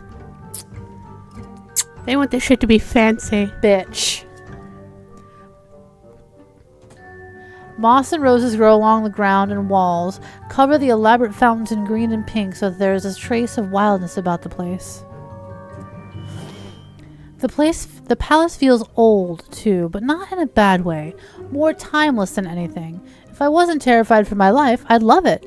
The most grand building I've ever seen. Keegan seems unfazed by the grandeur as he casually greets the guards and guides us through the gates, then over a bridge. Watch your step, Mokara. It's a long way down. Sir, are you threatening me? Or flirting with me? ¿Por qué no los dos? Because I'm aroused either way. I raise my eyebrow and glimpse over to the side of the bridge. When I do, I have to force myself not to make any sudden movements. I expected to see a lake or something down below us, but all those waterfalls are just flowing into some great big old pit. I added that. I can't even see the bottom of it. Instinctively, I walk closer to Keegan until we've put some bit of distance between us and the pit. As we enter the palace itself, servants and nobles line the halls as we pass through, whispering behind their hands and staring at us. At me. Yes, I know I'm hot. Thank you. It's because I picked the caftan. Thank you, bitch. I know, purple. Fucking royalty, bitch. Let's go. Albus, he could read a Wikipedia entry about cheese and I would still be swooning. Fucking same, okay? We haven't even got to all the romance options yet. I'm already romancing with his voice actor. The servants are watching with concern, their eyes flicking between me and my escort, Keegan. The nobles, on the other hand. Oh my, I think we're in for a show today. Didn't they run off to join the Unseelie? Vaguely seem like they're anticipating my demise. Sounds about right for rich people. I squint as I note the word Unseelie. I've heard it before, I think. Shay mentioned something about it, didn't they?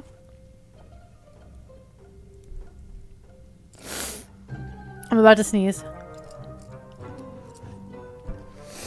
Okay, we're good for now.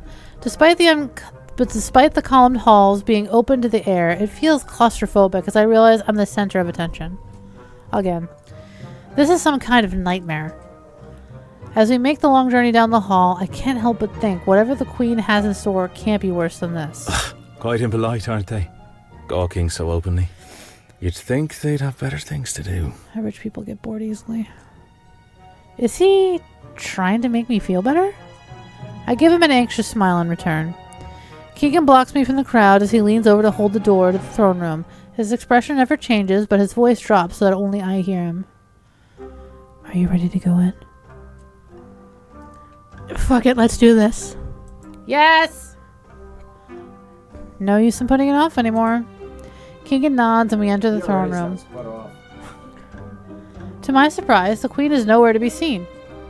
Instead, there are 3 very important-looking men talking amongst themselves. The 3 assholes. The 3 bitch sisters. All 3 of them turn to look at us as we walk in. Sethor, Kethor, and Tethor? Yes. Ha! Nice! Nailed it! Ah, Sethor, Kethor, Tethor. Why, of course. I should have known you would be here awaiting Her Majesty. The men share a cautious look before approaching us. Well, well, well. If it isn't Keegan. I wonder when our...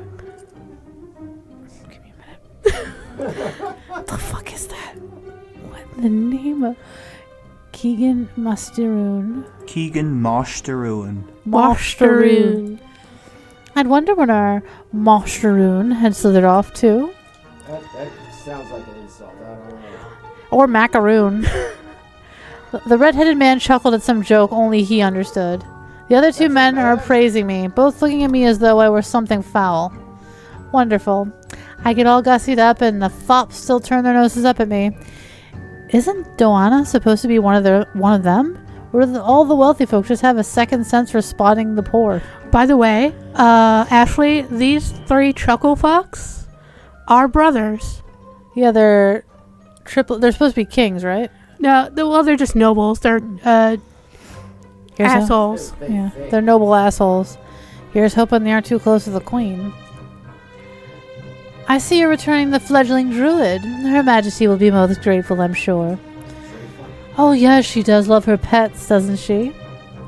Cather's eyes remain on Keegan, and I wonder if he was included in that statement. I only do as she asks of me. I'm sure Her Majesty will feel the same about you. And what are you implying by that, Master of Secrets? Her Majesty must be reliant on us all to watch out for her best interests. After all, rulers these days are dropping like Ooh, flies. I love a thinly No. veiled threat. Bitch. They remind me of the Mean Girl trio. Fucking facts. Or like the evil stepsisters from Cinderella. Yeah. Stop trying to make fetch happen. The courtiers share a furtive glance, but Keegan gives them no indication if he saw it. Cather's face rushes through several expressions before settling on indignation. However, we don't get a chance to hear his response. Yes. This bitch be a long one. Han Baron Rose, the Rose Queen. All right, I've my no turn. purpose of that.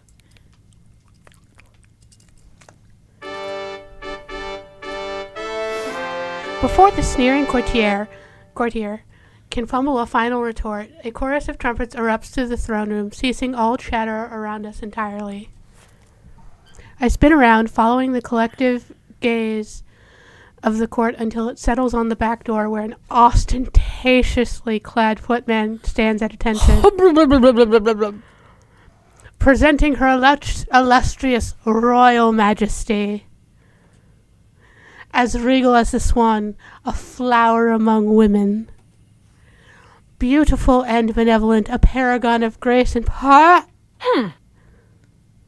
sorry, but isn't Collective Gaze Pride Day? Before the ever-drawn dims, if you will.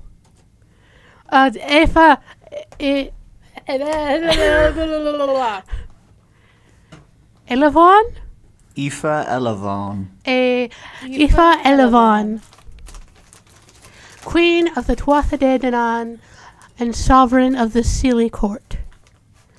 The door practically bursts open from behind the footman, who scurries off to the side before he can be trampled by the ensuing procession. I like to think when he scurries, he moves like a crab and just kind of like... The scene is a spectacle to behold. Hordes of finely dressed folk all flutter around a lace-shrouded litter, and everyone else in its immediate path is either forced to disperse or join in the revelry. This bitch be posh. Yeah, a litter is like one of those things where someone's sitting on it and yeah, there's they like carry 4 your people. ass. Yeah. You're on his chair and they're carrying the chair on a table. Yeah. Some of the entourage play music, sing, or toss dried flowers out in front of it like rice at a wedding. Most, though, are crowding in and around the litter itself, all speaking up to the women inside, their voices converging in an incomprehensible cacophony. Love a good cacophony. Albus, I love the swan banner. Hell yeah. It's pretty. Look at these swans. Oh, wait till you see the queen. Bitch. I unthinkingly make a step towards the scene, feeling almost compelled to get a better look. But no matter how I strain my neck, I can barely see past all the other people in the litter's wake. Suddenly, I feel a hand on my shoulder. I wouldn't do that if I were you. The Queen's entrances stop for none. She does have a knack for it though, doesn't she? Right, yes. Keegan smiles at me and leads me out of the way of the litter, but I keep my eye firmly affixed to it even as it passes me by. I can't help myself. I've heard stories about the Queen of Fairies ever since I was a wee thing. Even if she isn't quite a fairy in the strictest sense, she must be a marvel to have this kind of escort following her every step. Sadly, all I can make out is her faint silhouette. Oh, did you see Her Majesty's gown? What a splendid design. I simply must... What? Watch where you're going, you little oaf. I turn my head around, following the ruckus that just broke out, squinting some. I watch as a variety of courtiers are seemingly pushed and shoved aside, all echoing a similar aghast sentiment. I'm excited. Is it who I think it is? It might be. I can't see who's doing the pushing, though. They'd have to be awfully short, too. Stand aside, I have urgent news for the Queen. Right, that explains it. Ah, I see our little friend is back. This should be amusing. Intervene! I wring my hands, wincing as I notice the scowling faces around us. Lord Almighty, they're doing this because of me, aren't they? I look up at Keegan and clear my throat. Should we, intervene? Why? I don't want them getting into trouble on my account. Ha, well then, I suppose we can endeavor to try, but I make no promises. I breathe a sigh of relief. Thank you. You may wish to hold on to that, thanks. Oh, hi. hey. Suddenly, Keegan leans in close and lowers his voice to a whisper. Shay, I love them. It's my bae. My services come at a cost. Hi. Okay. Hi. I slink away from him and narrow my eyes, suspicious. I believe our character also slinks away like a crab.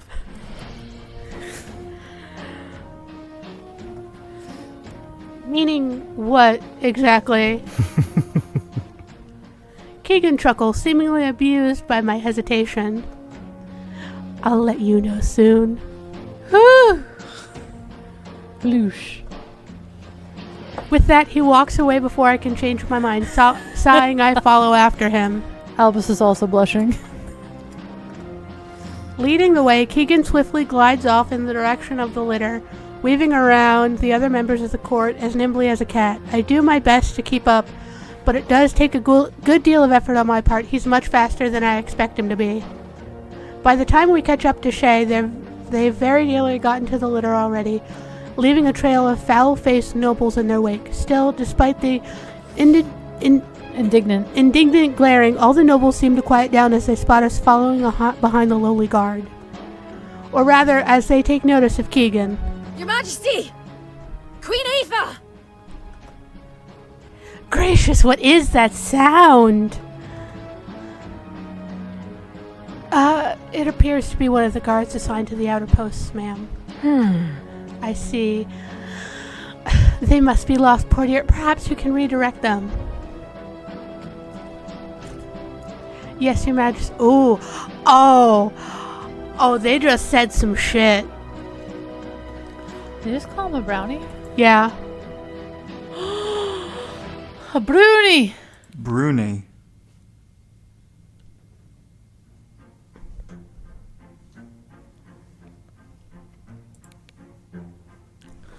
Oi, Bruni, that's enough of that. We'll not be having none of your nonsense today. Back to your post. Ooh! They just called him a face slur. They just called Shay a face slur. Albus, I think slink like a caterpillar moves. And Albus like, be nice to my Shay bae. Justice for Shay! Justice for Shay! I squint as we start to overhear the chatter in front of us. Aren't brownies iced she? As though reading my mind, or perhaps my face, Keegan immediately chimes in with a laugh. Oh, they won't like that. It's true, but they won't like it. What do you mean? Why is he calling him a brownie? Oh? Not a brony, a brownie. Oh, surprised? Oh, surprised we don't know Diana. I have a friend there wasn't always a guard. Before enlisting in the army, they were a servant from a long line of Sinclethy? Sinclair. Shincleha. Shincleha. And then the plural, Shinclehi. Shinclehi. An unfree class of domestic servants in Tuatha Dé society. While Sinclehi. Sinclair earn wages, they have fewer rights and privileges under the law and are usually prohibited from free movement. Oof. They are talking shit on Shay. Justice for Shay! Justice for Shay. In the last royal family service, Shay in particular waited on the crown princess before she was slain. Of course, Shay How long will. did he have to wait? I'm with Albus. I'm about to throw some fucking hands up in this court. Of course, Shay will swear up and down that the princess is still out there somehow. So it's just a wee bit of teasing. See, once a dutiful servant, always a dutiful servant, even it seems in death and illusion. Keegan, why you gotta be a little shit?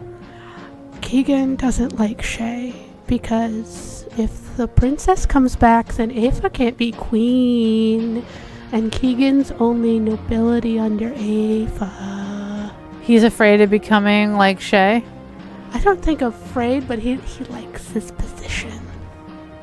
He likes the fancy robes. Yeah. My gut sinks as he says that, and so I glance back over towards Shay.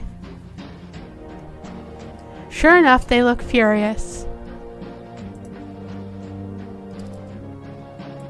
I am not a broonie.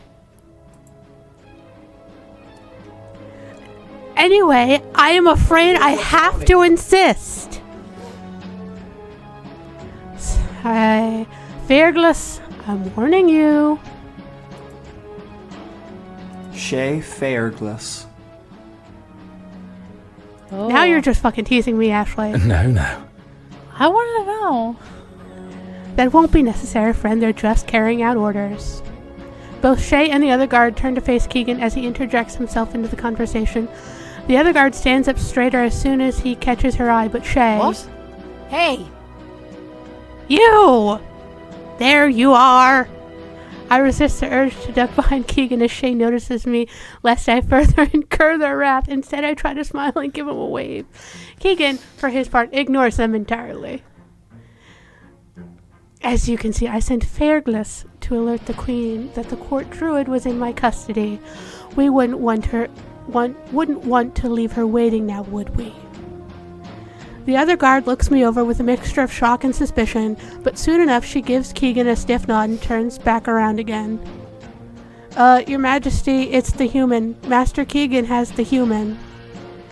The guard's announcement seems to reverberate through the air, passed along in a quick and successive chain of whispers. It's as though all at once the eyes of the court have shifted from Shay onto me. Before I know it, the procession and all of its pageantry has come to an abrupt halt in the middle of the room. I fold my arms and frantically look between Keegan and Shay, unsure of what to say or do with all of this newfound attention on me.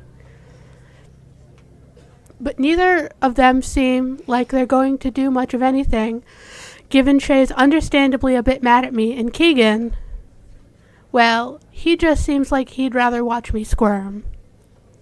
Christ. Why did my double have to be the most conspicuous bleeding person in the whole of the other world?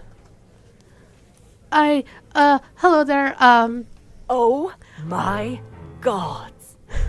I startle as an unseen voice cuts through the whispers of the court, and like clockwork, all the attention is pried off me and onto... Dana! There you are, you little rascal. Where in Danu's name have you been, darling? Do you have any idea how how devastated I was? Oh! It's true, Her Majesty very nearly cancelled her plans to visit the Summer Palace. Absolute scandal it is. I have no time to react to any of this, at least not appropriately. As she speaks, the queen unceremoniously bursts from the litter of her own procession and proceeds to stride straight towards me. Every member of the court is forced to make way, and unlike with Shay, they do so with expedience. Albus, oh god, oh, it's a good day to me, man. I love the queen. Rainbow Royal Gamer, meowdy. Yo, what's up, Rainbow Royal? How's the new, I believe Rainbow Royal works with Lost in Limbo. How's the new demo going? Are you guys kicking ass? And your Kickstarter, I believe, drops tomorrow, if I'm right. As she speaks, the queen unceremoniously... Oh, we did that. Click the button, Ashlee. Ah! Ah! Likewise, once the queen reaches me, I am rendered completely helpless as she scoops up my face into her hands and squishes my cheeks. This seems like prime Fae activities. Yeah. Where it just like freaks out and just, I'm a queen, but oh, this drama. The drama. The squoosh. The squoosh. Oh, just look at you. So pale. So thin. Ma'am, you're pale Really, as copy darling, paper. What were you eating this whole time? Nuts? Berries off the forest floor? Say no more. Nuts. The thought of it is simply too much to bear. Also tender, helpless. She is so pretty. She is. The queen suddenly wrenches me free, and I find myself stumbling backwards, in part due to the surprising amount of force behind the act, but mostly out of flustered embarrassment. I think my whole face must be as rosy as her hair. I believe she could probably bench press a truck. Probably. But she wouldn't. She might ruin a nail. Yes. She has other people to bench press trucks for her. Maybe Keegan wasn't lying before about the queen being distressed. Keegan, I ought to kiss you, at the very least reward you for what you have done here today. Aw, Keegan, just stealing all of Shay's thunder. Though I suppose I should hardly be surprised that our Master of Secrets would be the one to bring our dear, sweet darling Daoine home. Part and parcel to the territory, no. As the queen says this, I notice Shay running up behind her, their mouth agape. Though strangely, despite how urgently they try to alert the queen of my presence, they do not interject against the queen's assertion. Oh, Shay! Correct her! Too true, my queen. Though, Justice for Shay! Actually, it was Shay who found me. Albus, she can bench press me. Facts. We ran into Keegan along the way. Oh, is that so? Yes, though they were in quite the state when I crossed their paths. I thought it was best not to parade the court druid through the throne room in rags. Quite well. You have my gratitude for your services, Sweet Pea. I shall inform your superior to ensure that you are appropriately rewarded. You may return to your post. Oh, thank you, Your Majesty. But... Darling? But was there something else? Yes, Mum. Permission to escort the court druid back to their premises. And if I may be so bold... You may not. May?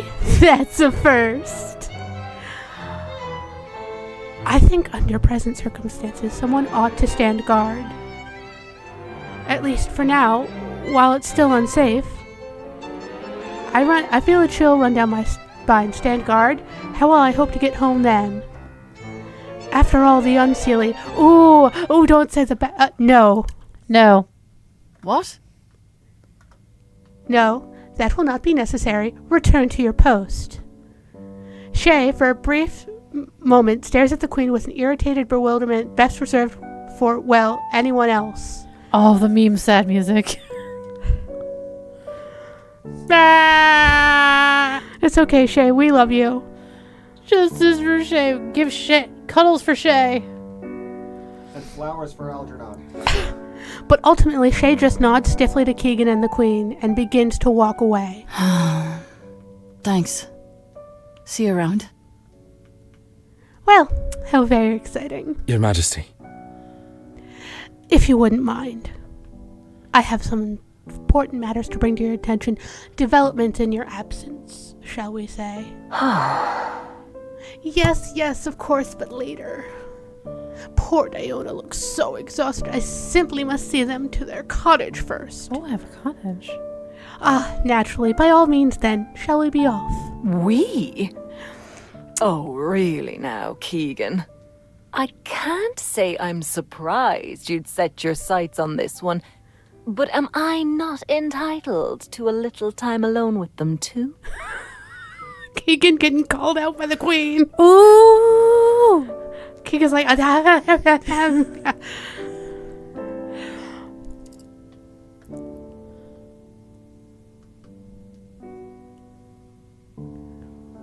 Am I gonna agree? oh, for a brief, We're just existing in the moment.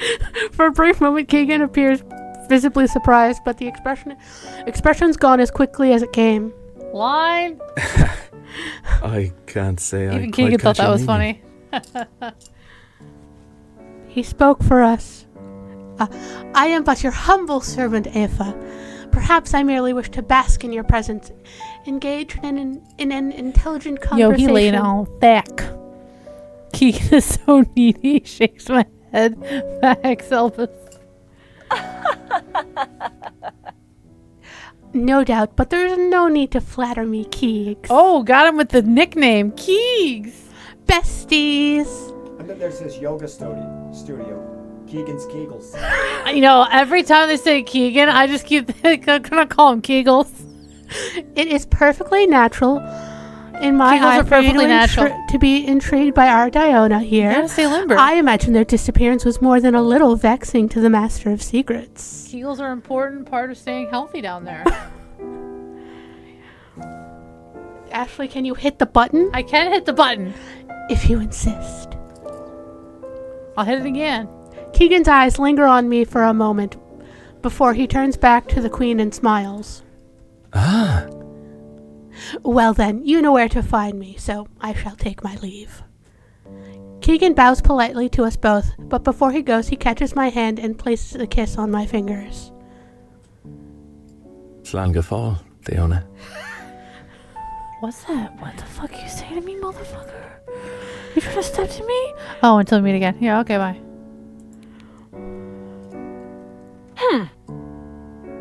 Incorrigible, that one.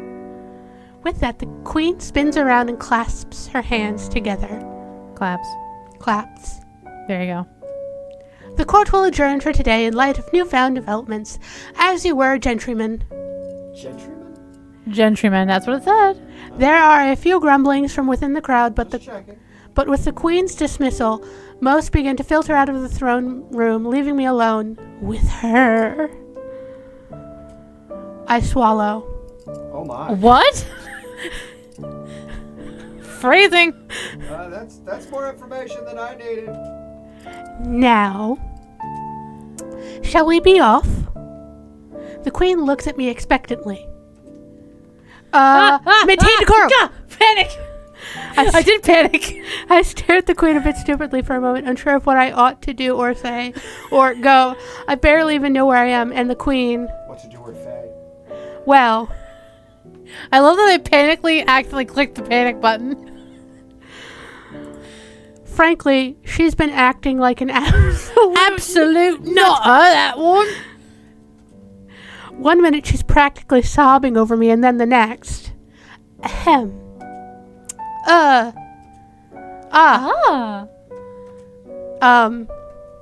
Yes, I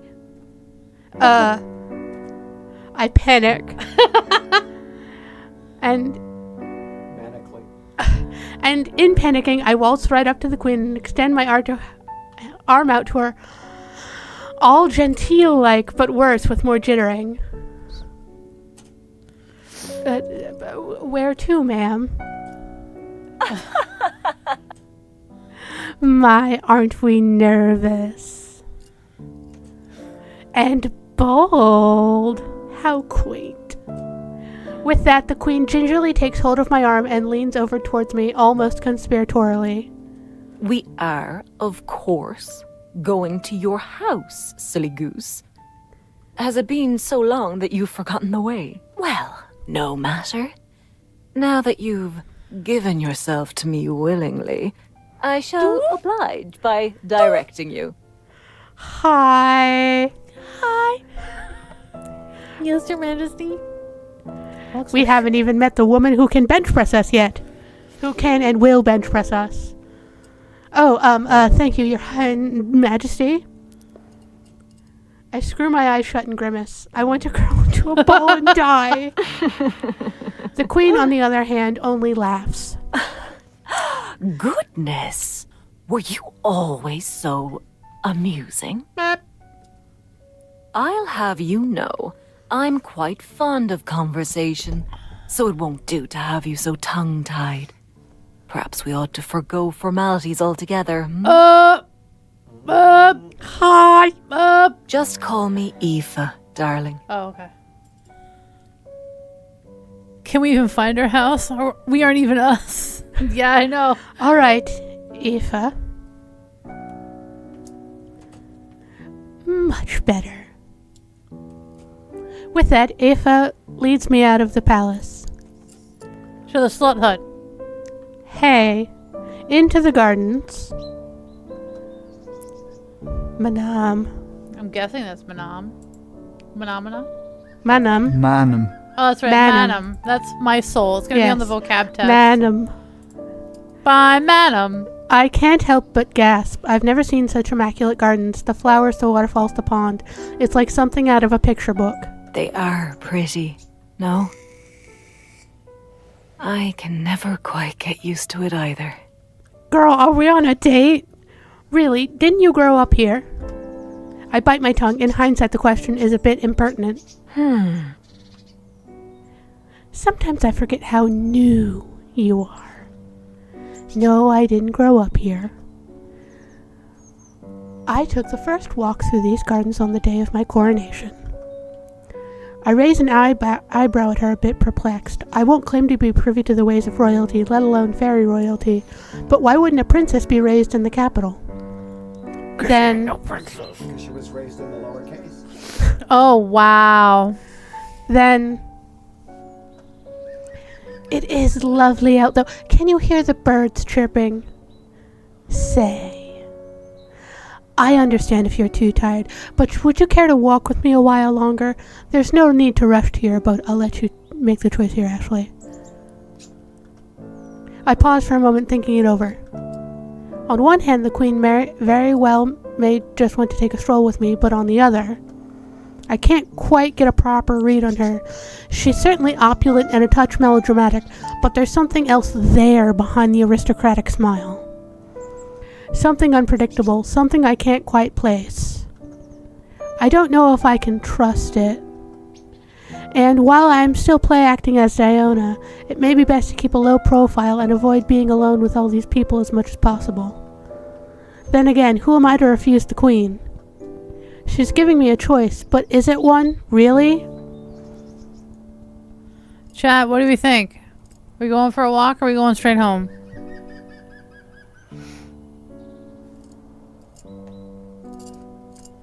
Going once. Going twice.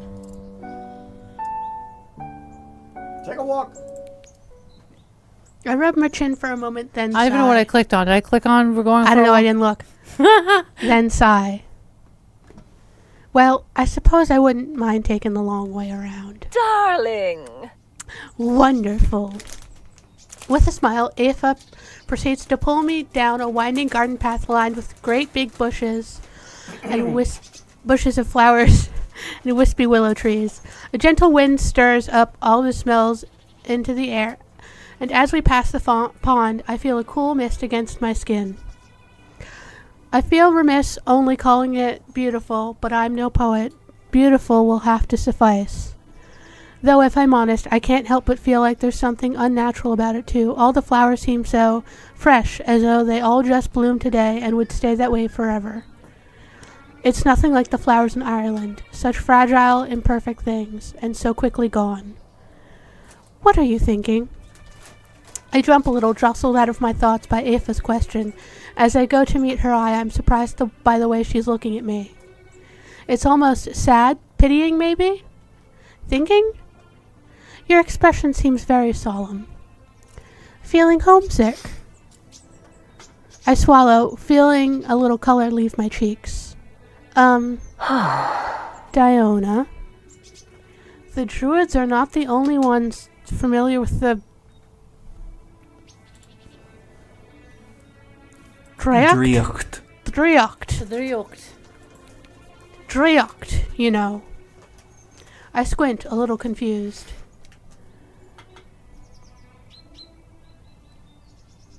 Don't mind me, I was just looking around. I'm not sure I understand.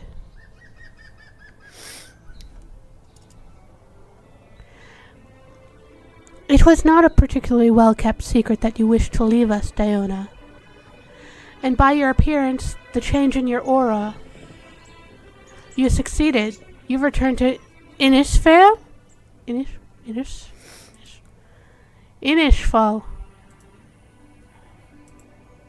Inishfall.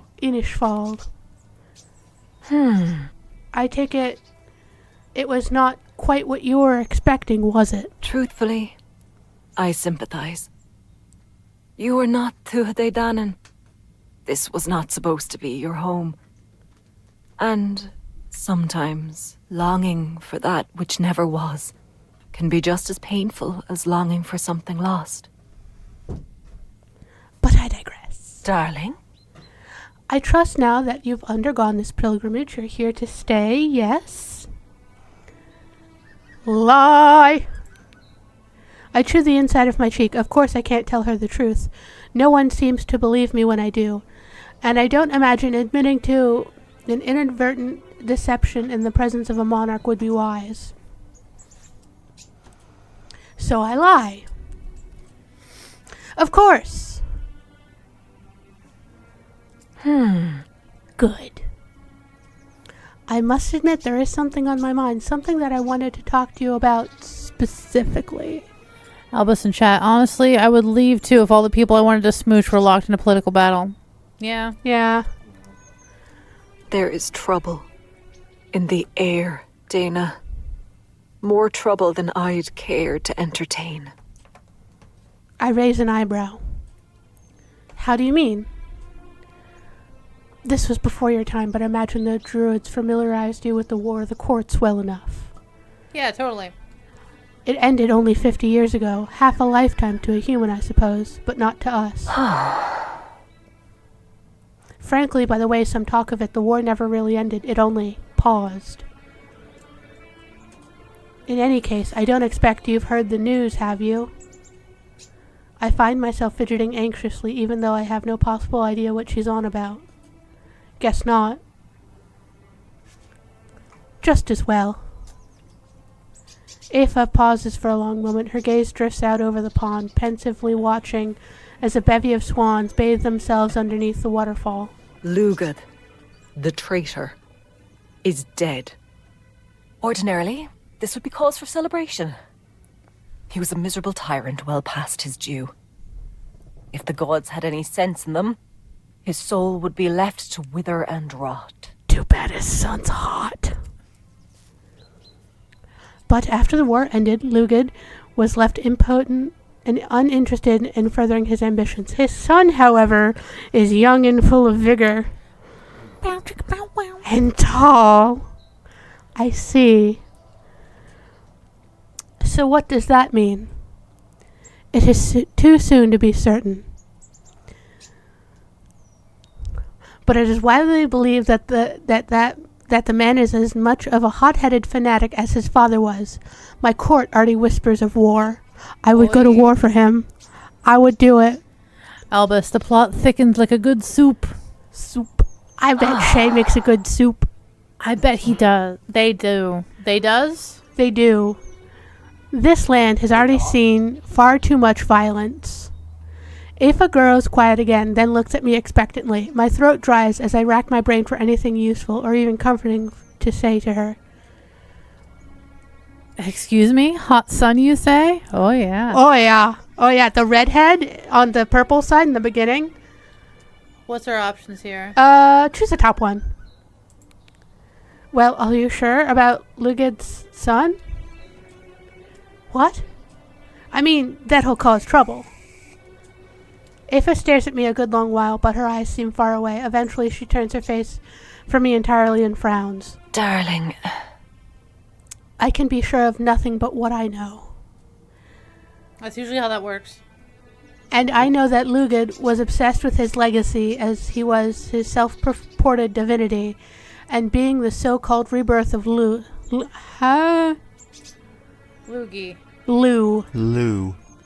A warrior god associated with justice, truth, and rightful kingship. He is one of the high kings of the Tuatha Dé, and is also known by the epithets of Lamdada, meaning long arm, and Salbanach, meaning skilled in many arts. No clue if I said those words right.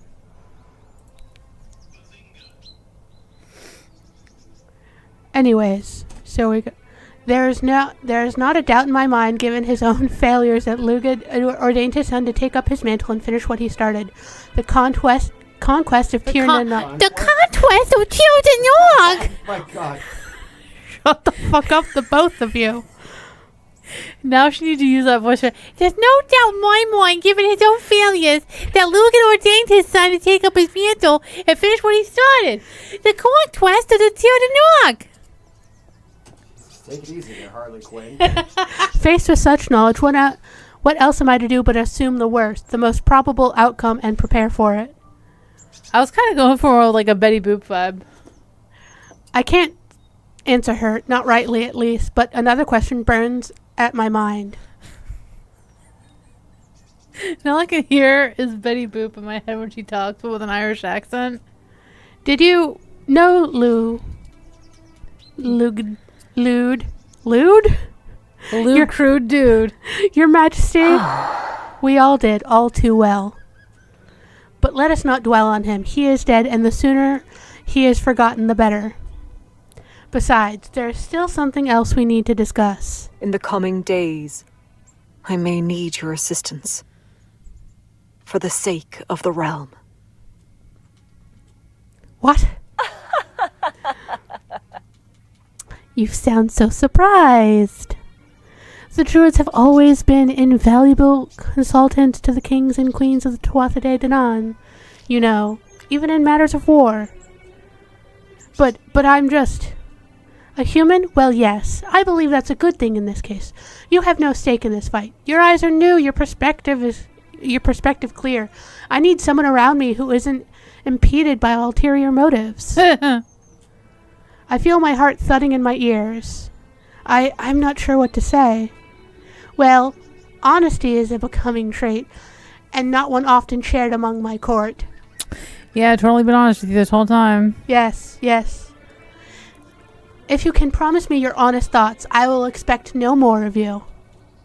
A twinge of guilt turns the inside of my stomach as I look over at the Queen, who seems a good deal more honest herself than she had been before in the palace. It almost makes me wish I could stay and help, but I'm not Daoine. I have no business being here, and my own duties to care for. Still, I can't quite bring myself to disappoint her. Motions, no motions here to kiss Keegan and see his pet cat. I'll do my best, Miss Aoife. Miss Aoife? Really, you are too cute. Just Aoife, darling. All these misses and ma'ams make me feel old. And I am only 299, you know. It takes a considerable amount of effort to not let my mouth fall open. I'm guessing that's the Fae term for like 29, almost 30. Well, I think I've had your ear long enough for now. Yeah, you should definitely give that back. You put like on my face now? Sure! Though I dare say this was rather enjoyable. We ought to do it again, no? That would be nice, ma'am. Oh, is that cheek I hear? Oh, I'll be sure to remember that. And I'll have you know, I can be quite mean when I want to be. Ma'am? Ma'am, ma'am, ma'am, ma'am, ma'am, ma'am, ma'am, ma'am, ma'am, ma'am, ma'am, ma'am. Mean? Oh, I tremble with anticipation. Quite. I'm not certain what she means by that, but I have a feeling that pressing the point would put me in a precarious spot, so I don't. That's a lot of P's. Pressing the point would be put me in a precarious spot. A precarious position. Even better. Well, another time. For now, let's get you home. Oh, it's your turn, Ashlee. This might be the last chapter of the night because it's 8:18. Let me suck down some of this throat coat. Yeah, let's see how much more we can do. After this, there are 2 more chapters.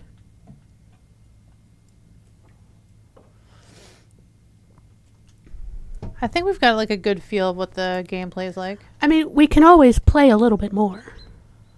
And isn't there more than one route available in the demo, or is it just Well, one? this is just the demo, so there's only this. But I mean, could we go a little bit longer? Depending. It depends. If chat wants to. I mean, we do have that. Alfie man, that other this show is a that wants to Wendy's. come in and use the studio. Yeah, another show that comes in what, Thursday? Wednesday? No, It's a joke about the Yeah. the battle, the old times. Yeah. With the tentative silence now between us, Queen Aoife. guides me through the gardens to a gate in the palace walls. At a glance, it seems to lead back into the forest. Strange. I wonder why Daoine's residence would be outside the palace grounds if they were in the employ of the queen. Do you have your key with you, darling? Oh. In a brief attempt to save face, I pat myself down as though I were searching for something I would usually have on me. No. Sorry. Must have misplaced it. Oh, dear. Well, we shall have to remedy that. But no matter. I have one here. Oh, she got keys in the fucking apartment. Aoife hums softly, after which she seemingly snatches a key from thin air. That is, unless I missed her digging around for a pocket in all those dress folds. Nevertheless, she's unlocked the gate before I can think on it much further. As I suspected, the other side of the gate does indeed extend into the forest, but I'm surprised again by how far we end up walking. Whoever this Daoine truly is, they certainly valued their privacy. Gonna find a dead body in the fucking front of the front door. Gotta find something. Eventually, Aoife and I reach a glade where a small but homey sort of cottage sits hidden away from prying eyes. The windows are dark, and the garden off to the side looks overrun. It's been a while since anyone's been here, that's for certain. Though strangely, the rose bushes look a bit more well kept than the rest of the flora. Well, except for the fact they're currently being munched on. By a very, very stupid horse. Oh, Oh my, is that your horse, Daoine? I don't think I've seen it before. I don't answer because my jaw's fallen completely slack. I can't believe what I'm seeing. But how? Why? Darby, what are you... Ah, don't eat those! I see the damn fool of a horse, ears stiffly flipped backwards. Otherwise, she doesn't acknowledge me at all. I suppose that does answer my question. Flushing, I turn back to the queen, rigid and alert. Oh, yes. But we were separated. Interesting. Well, never mind. I suppose now this is where we part ways. I would invite myself inside, but I'm sure the place is overrun with dust. So I shall leave you to your housekeeping. That woman has never done a lick of housekeeping a moment in her life. Do keep your ear to the ground, though. I imagine I will have need for you shortly. Right. Thank you, Queen Aoife. Hastily and very much distracted, I attempt something of a bow to the queen before sprinting off towards Darby, my mind swirling with questions. Oh, do try to keep out of trouble, Aaron. Oh, do drop it. For a moment, I glanced back over my shoulder, certain I heard Aoife say something else, but she's already turning out of the glade by the time I do. So, fun fact, that, so that's sort of a placeholder name, but basically Aoife just said our real actual name. Oops. Instead of, calling us Daoine. Oh, does she know some shit? She might know some shit. I shake my head and press on after Darby, who, despite my hollering, keeps chewing on those rose bushes without a care in the world. Bad horse! Stop that! You're going to get stuck here if you eat those. The mare raises her head and stares at me mid-chomp. The amount of fucks this horse doesn't give. Darby, I'm warning you, She swallows. My head falls back as I let out an exasperated sigh. Ah! Great. Perfect. How would you feel if I just left you here then? I'll leave you to the fairies. Darby's ears press down and she huffs at me. Oi! You're the one who decided to eat the fairy food. Or, fairy flowers. Anyway, point is, the first thing people tell you about Otherworld is that you never, ever eat the food. I clutch my stomach as it suddenly groans. Damn, how long has it been since I ate? It was night when I stumbled in here, and morning when I popped out of the lake, but it still feels like morning now. The sky hasn't changed at all. I sigh, shaking my head again. It doesn't matter how long it's been. I'm now well and truly hungry. But if I eat anything from this place, I'll be trapped here. Huh? I slap my forehead, the solution suddenly dawning on me. Amprata! A potato! Let's see if I said that right. On Prata. Amprata. I hurry over to Darby, but I have the sinking feeling in my gut. Please let it be there. Please let it still be there. My face falls as I search both sides of her, but it's no use. The saddlebag's gone. Damn it! I suppose I shouldn't be all that surprised. It's already a small miracle that I managed to find my horse again, but with all that's gone on, I'd almost forgotten what led me here to begin with. Anything of value my family had in the world was to send that saddlebag. Even if I get Darby and I out of here now, how am I going to be able to face my family? I fold my arms in close, suddenly feeling very, very helpless. Drawn out of my thoughts, I look over at Darby, who I thought just made a sound. But she's still just eating the flowers, not paying me any mind at all. Duh. I feel a slight chill running through me as another strange sound comes out of the nowhere. Hurriedly, I turn around and come face to face with another horse. The purple-maned beast is far larger than any horse I've ever seen, and it stares at me with such intensity that I reflexively take a few steps back. Stranger still, though. Da. Oh? Nah? Is that it can talk? A bead of sweat rolls down my forehead as I freeze, holding the creature's eye. Hello? Its gaze lingers on me a while longer. Until abruptly, the horse reels back and whinnies. Bewildered, I stand and watch as it turns and gallops off into the Sealy Woods with my saddlebag on its back? Hey! Get back here with that! I move without thinking, not willing to let this chance slip through my fingers. I have no idea why this other horse would have my saddlebag, but I can't think about it later. I bolt over to Darby and swing into her saddle. Surprised, she immediately tries to throw me off my balance, but I hold firm with my knees and pull in with the reins. Oh no, not this time you don't. She acquiesces to my control and kicks off into a gallop at my command, tearing off into the woods behind the, horse thief. Of course, the other horse is a good deal faster than Darby and I, so I can only just see the tail end of it through the wall of the woods. Still, I figure the damn thing has to come to a stop eventually, and when it does... Wait, where'd it go? I reel in the reins, forcing Darby to come to a rather abrupt halt, of which she is none too pleased about. I ignore her grumpy whines of protest, though, as we have more pressing concern now. Namely, not only has the horse we were chasing just up and vanished, but it's left some kind of white, shapeless void behind it? I stare, utterly perplexed, as the void ebbs and flows. Looking down at the ground, I also notice a set of hooves leading into it. Initially, I hesitate. I have no idea what that thing is or why the other horse would have run through it, assuming that it intended to do that to begin with. Before I can really weigh my options, though, I see it begin to fade.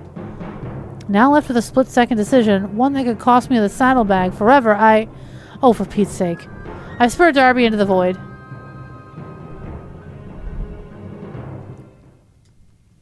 That was a short chapter. My turn. Oh, what's This in it? horse is surviving a famine too. Let Darby have a snacky. Yes. Oh, wait, hold on. She knows. Ashlee. What? Call of the Crows. I'm reading chat. It's very important. I feel a business. tugging in my navel, like some force is violently dragging me forward, and a crisp wind hits my face.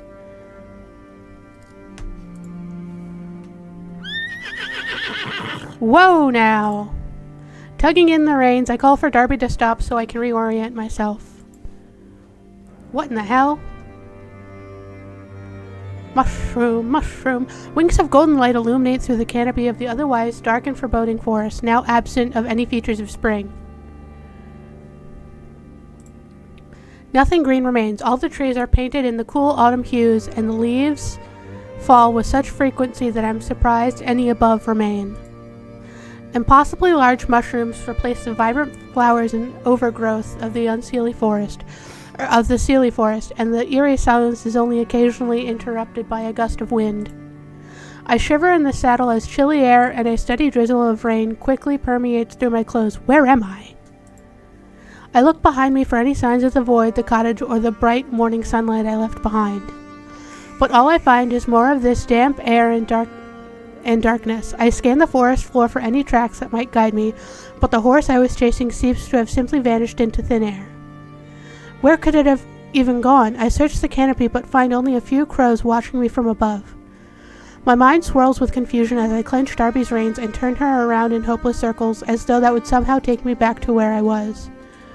Oh, what was I thinking? I'm even more lost than I was before. I groan and throw my hands up in frustration, causing Darby to huff nervously and shift underneath me. Oh, sorry, Darby. I stroke her neck until she relaxes again. At least this time I'm not lost and alone. But what should I do? Just pick a direction and hope for the best? I have no idea where I am, much less how far I am from that lake now. Not to mention, given the sudden shift in the seasons, I can't help but fear the worst, that somehow after running through that void, more time has passed than I can afford. Wait a second. The map. From Shay's outpost. I rack my brain for as many details I can remember. That city, Tremere, was in Phaleus, right? Right. I pause, realization coming to me. I remember that the map called Phaleus the province of spring. At first, I thought it was a figure of speech, but maybe it wasn't. Could each province be stuck in a season? That would explain all these changes. I keep going down this line of thinking. Since this place is autumn, it must be Mirias, I think? I can't say for sure, but knowing I haven't somehow jumped forward in time makes me feel a little better about all this. If only I had that map with me, then maybe I could find my way to the border. Sigh, it seems that I don't have a choice here.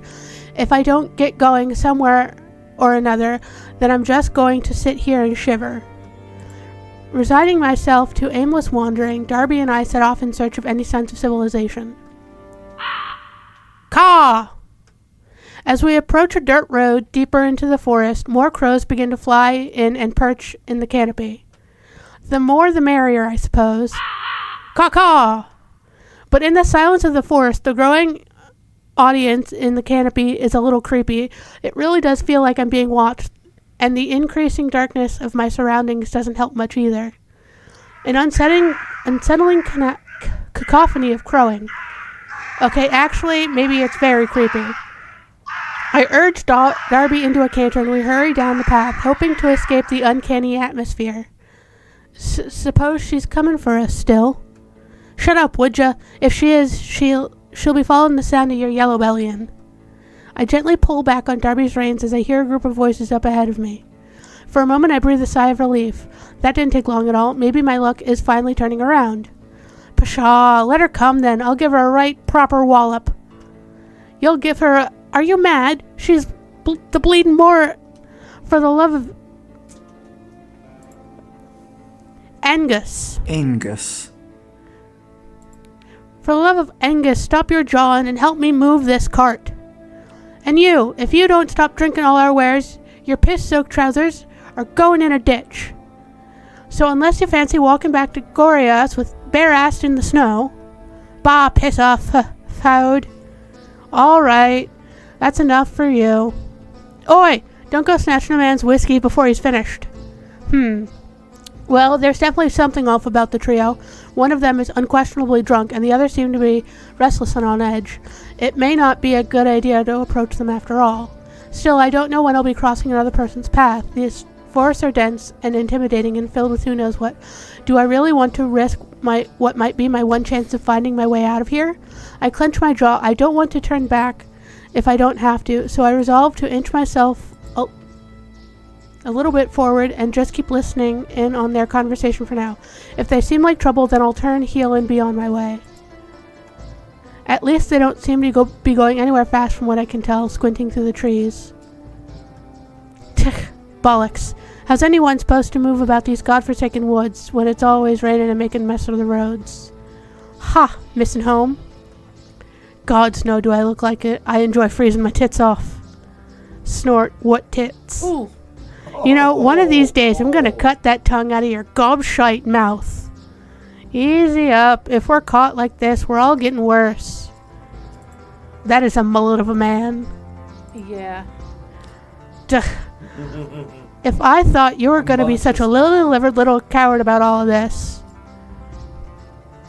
Good sense ain't cowardice. I didn't think we were gonna snatch this from the main supply lines and right under the nose of... Where else, you idiot? Further north you go, the less anything grows. All I'm saying is we were doing just fine. Pa! You call holding up poor bastards on the roadside fine. It wasn't much, but we made do. We should have just grabbed what we can and get a move on. This was a right wash and you know it. Don't be stupid. You know how much grain is in there. We'll be living fat and happy like the old King Unrai for a year. Easy. Not if we don't make it back. Then move your hide and push.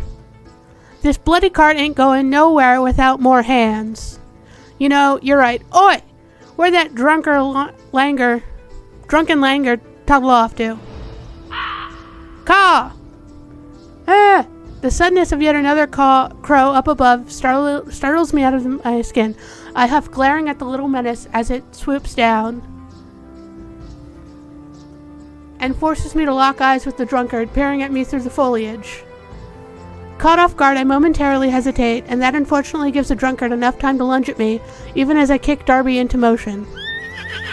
Ugh! With one swift motion, the hefty brute grabs a fistful of my clothes and yanks me off Darby's saddle. I land with a thud on the muddy forest floor, watching helplessly as Darby spurs on down the path. At least Darby's okay. Not so fast, Spirulina? Spira. Not so fast, Spira. The drunkard whistles to the other bandits before dragging me to my feet and shoving me forward. I struggle against his grip, hoping to at least throw him off balance, but it's useless. He's short and stout, but as sturdy as a brick house, even sloshed. Up ahead, I finally see the scene that has been mostly hidden from me up until now. The bandits have been struggling to dislodge a horse-drawn cart from a muddy rut. It's so well stuck that the cart looks close to tipping over. I can't see past the sheet covering the cart's contents, but if it's all grain, then there's no way their poor horse will be able to pull all that for long, at least not by itself. As the drunkard and I meander into view, the two other bandits block Darby's path and calm her down enough to grab hold of her reins. Oh no, Darby. My stomach sinks. This is not good at all. How about that, huh? That old Bagdanu's smiling on us after all. Fate's brought us a horse and a fancy bastard to boot. Very fancy. Who are they supposed to be anyhow? And what's with the ears? I fail to find a proper way to answer any of these questions as I feel my mouth go dry. My eyes dart between the bandits, or more pertinently, the weapons at their sides. Eventually, I manage to sputter a pitiful little plea. Please, I don't have anything of value. No? Don't look it to me. The drunkard claps me on the back, sending me stumbling right into the middle of the three bandits. I'm surrounded. It's true, though. Check my horse. I was already robbed of everything. The bandit woman snorts as I say this, giving me a disdainful once-over. You know, lads, I don't doubt it. The other bandits guffaw, and a look of understanding seems to cross all their faces. I swallow hard. How am I going to get out of this? Look, I don't want any trouble with you folks. Honest, I was just passing through. Shut it! The bandit woman stalks towards me, her hand reaching towards her waist. I'll be square with you. We're in a bit of a rush here, so I don't much care to deal with you any longer than I need to. So here's how this works. We're taking the horse. You're outnumbered, defenseless, and by the looks of it, have never been in a real scrap in your life. So unless you'd like me to paint the roadside with your entrails, best move along now. I can't let them take Darby. I'm not losing the old girl again. Make a break for it! I step back with my hands raised, giving the bandit woman a brief nod before casting my gaze downward. I attempt to look as dejected as I can while I walk a ways off, before making a break towards Darby. I've tossed myself on her onto her plenty of times and she's so close. If I can just get... Ah! I tumble onto my knees after having my legs kicked out from under me. It takes a moment before I realize the bandit woman just up and tackled me. An even longer moment before I notice a sharp object digging in between my shoulder blades. Night, Rainbow Royal. I hope you have a good rest of your evening. Wrong way. Shite. I find myself completely frozen. Is this it? Is this how I meet my end? I suck in a breath through my teeth, awaiting the inevitable with my eyes squinted shut. Hi. My eyes flash open again. I flip over and scramble back onto my feet, realizing the bandit had been wrenched off me. Out of nowhere, a mysterious woman stands between me and my assailer. Her bronze sword glints in the evening light as she raises it to parry the bandit woman's dagger, before kicking her square in the chest and knocking her onto the ground breathless. Nice. Without sparing me a glance, the warrior woman lunges towards the other bandits. The nervous man fumbles as he retrieves his sword, and the drunkard is unable to keep up with the warrior's unending onslaught through his inebriation. All I can do is watch my savior with awe as she dodges one man's sloppy swing before swiftly taking him down and then blocking the other's sword just as it comes at her. Yes, I believe we have found our new muscle parent. Muscle mommy. She is female. Okay, muscle mommy. She effortlessly defends against both men, though I suppose one being drunk doesn't hurt. A movement in my periphery catches my attention in time to see the bandit woman has crawled back to her feet, her dagger once again in hand. The warrior is engaged with the second man still, and will never see her in time. Stop her! I look around me in a panic. There's got to be something around here that'll make do for a weapon. Finally, I spot a huge branch on the forest floor. I suppose now is as good a time as any to see if these things will do much against a person. The woman has her dagger raised high, ready to strike at the warrior woman from behind when my makeshift club connects with the side of her head. Nice. She crumples to the ground noiselessly. I stare at the branch in disbelief before dropping it, as though it burns to keep holding on. Is she? She's a little worse for wear, but alive. The woman is sheathing her sword as she approaches me. The other two bandits are both lying unconscious behind her. Thank you for having my back just then. Very resourceful. Are you okay? They didn't injure you. I'm sorry I didn't get here faster. Thank you. I'm fine, mostly. Just a little shaken up. I've never been in a real fight before. Then I apologize for dragging you into one. By the way, I'm Maithe, commander of the Unseelie Sentinels. I've been trailing these bandits for a while now, after they stole some supplies being sent out of province. She gestures over to the covered cart. Pleasure, Maeve. I'm the Seelie Court Druid. Mouth agape, I stared at her for a moment. Some small part of me had hoped that I might be able to make an escape. That I might be able to escape this continuous identity crisis, but no such luck. What? Religion. I said play it. Come on.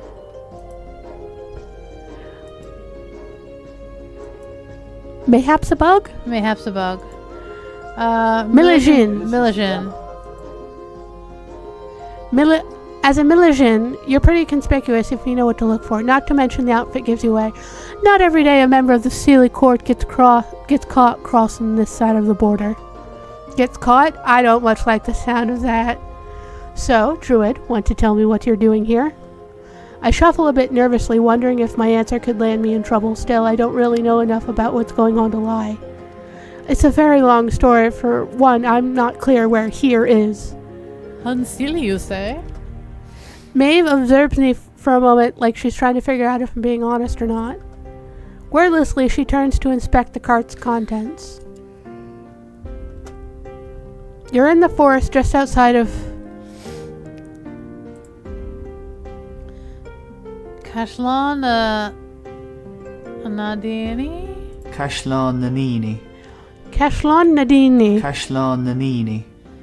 Not Cashlon Nanidi. Cashlon Nanini. Cashlon Nanidi. Castle of the People. It is a stronghold near us. So you can understand why I can't let you just leave. Our enemy's court druid showing up here just shy of the capital is a fairly substantial criminal offense. Trespassing and all that. Criminal oath. However, since you helped me out here, you can ride alongside me with your horse rather than in the back with this lot. Gesturing over to the groaning bandit, she gives me a genial nudge before procuring rope from somewhere. Yo, everyone loves tying the main character up. Hey, I'm just saying. Oh, where are they pulling Hey, this rope out of? Maeve is not tying us up, she's tying up the criminals. Once I load them onto the cart, we're heading straight to the king. On the way, you can give me the highlights of what you're up to. Help her. I have to say, so far Maeve has been much nicer and more straightforward with me than anyone, despite the fact I've apparently broken the law just by being here. Maybe if I stay on her good side, she'll be convinced I'm not here to cause trouble. If we are going to see the king, I'll need all the help I can get.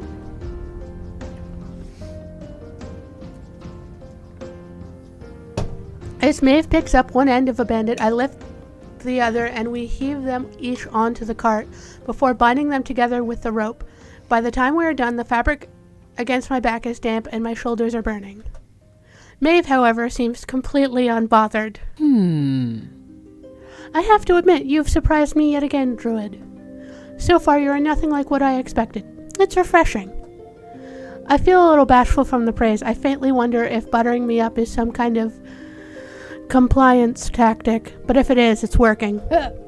Oh, well, thanks. I'll go get Darby hooked up to the cart. Albus Maw. Strong women are my weakness. I love Mauve.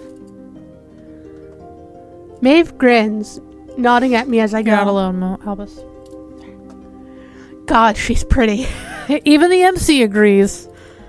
Before we get going, Maeve gestures for me to follow her to the driver's seat. I nervously follow, but to my surprise, she removes a cloak from the cart and gently wraps it around me before that is romantic together. as fuck. Sealy clothes aren't exactly made to withstand our climates. Put the hood up as well to hide your ears. My body relaxes into the warmth of the cloak, as though it was just now remembering how cold it was before. I guess my adrenaline rush back there helped too.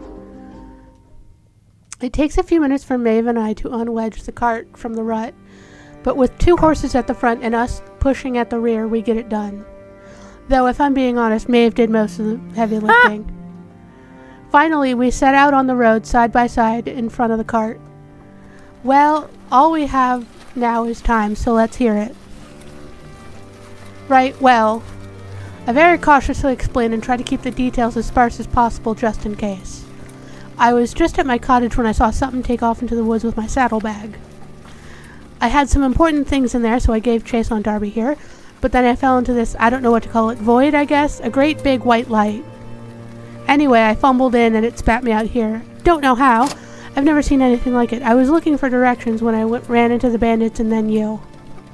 Despite my clumsy description, Maeve seems to be following the narrative better than me. Once I finish, I wait for her verdict. Did you see what the thief looked like? I hesitate. This may be Tirnanog, but I don't exactly know how common literal horse thieves are, or whatever that thing was. It had purplish hair? Well, it was better than nothing. Unbelievable. Damn it. Of all the times, I'm going to make sure this time he doesn't get away with it. Pardon? Sorry, I just have a recurring pain in the arse to address. The good news for you is, I know who has your stuff. In fact, I think you do too. I sit up a little straighter. I do? Maeve heaves a long sigh, then looks at me wearily. Well, we'll soon find out. It's only a suspicion for now. My stomach turns as I think about the possibility of interacting with yet another acquaintance of Daoine's, but I feel a minor sense of relief as well. It's not much, but at least it's a lead. I don't have to fight a dragon for it or anything, do I? Why would you have to do something like that? Sorry, it's just been a weird day.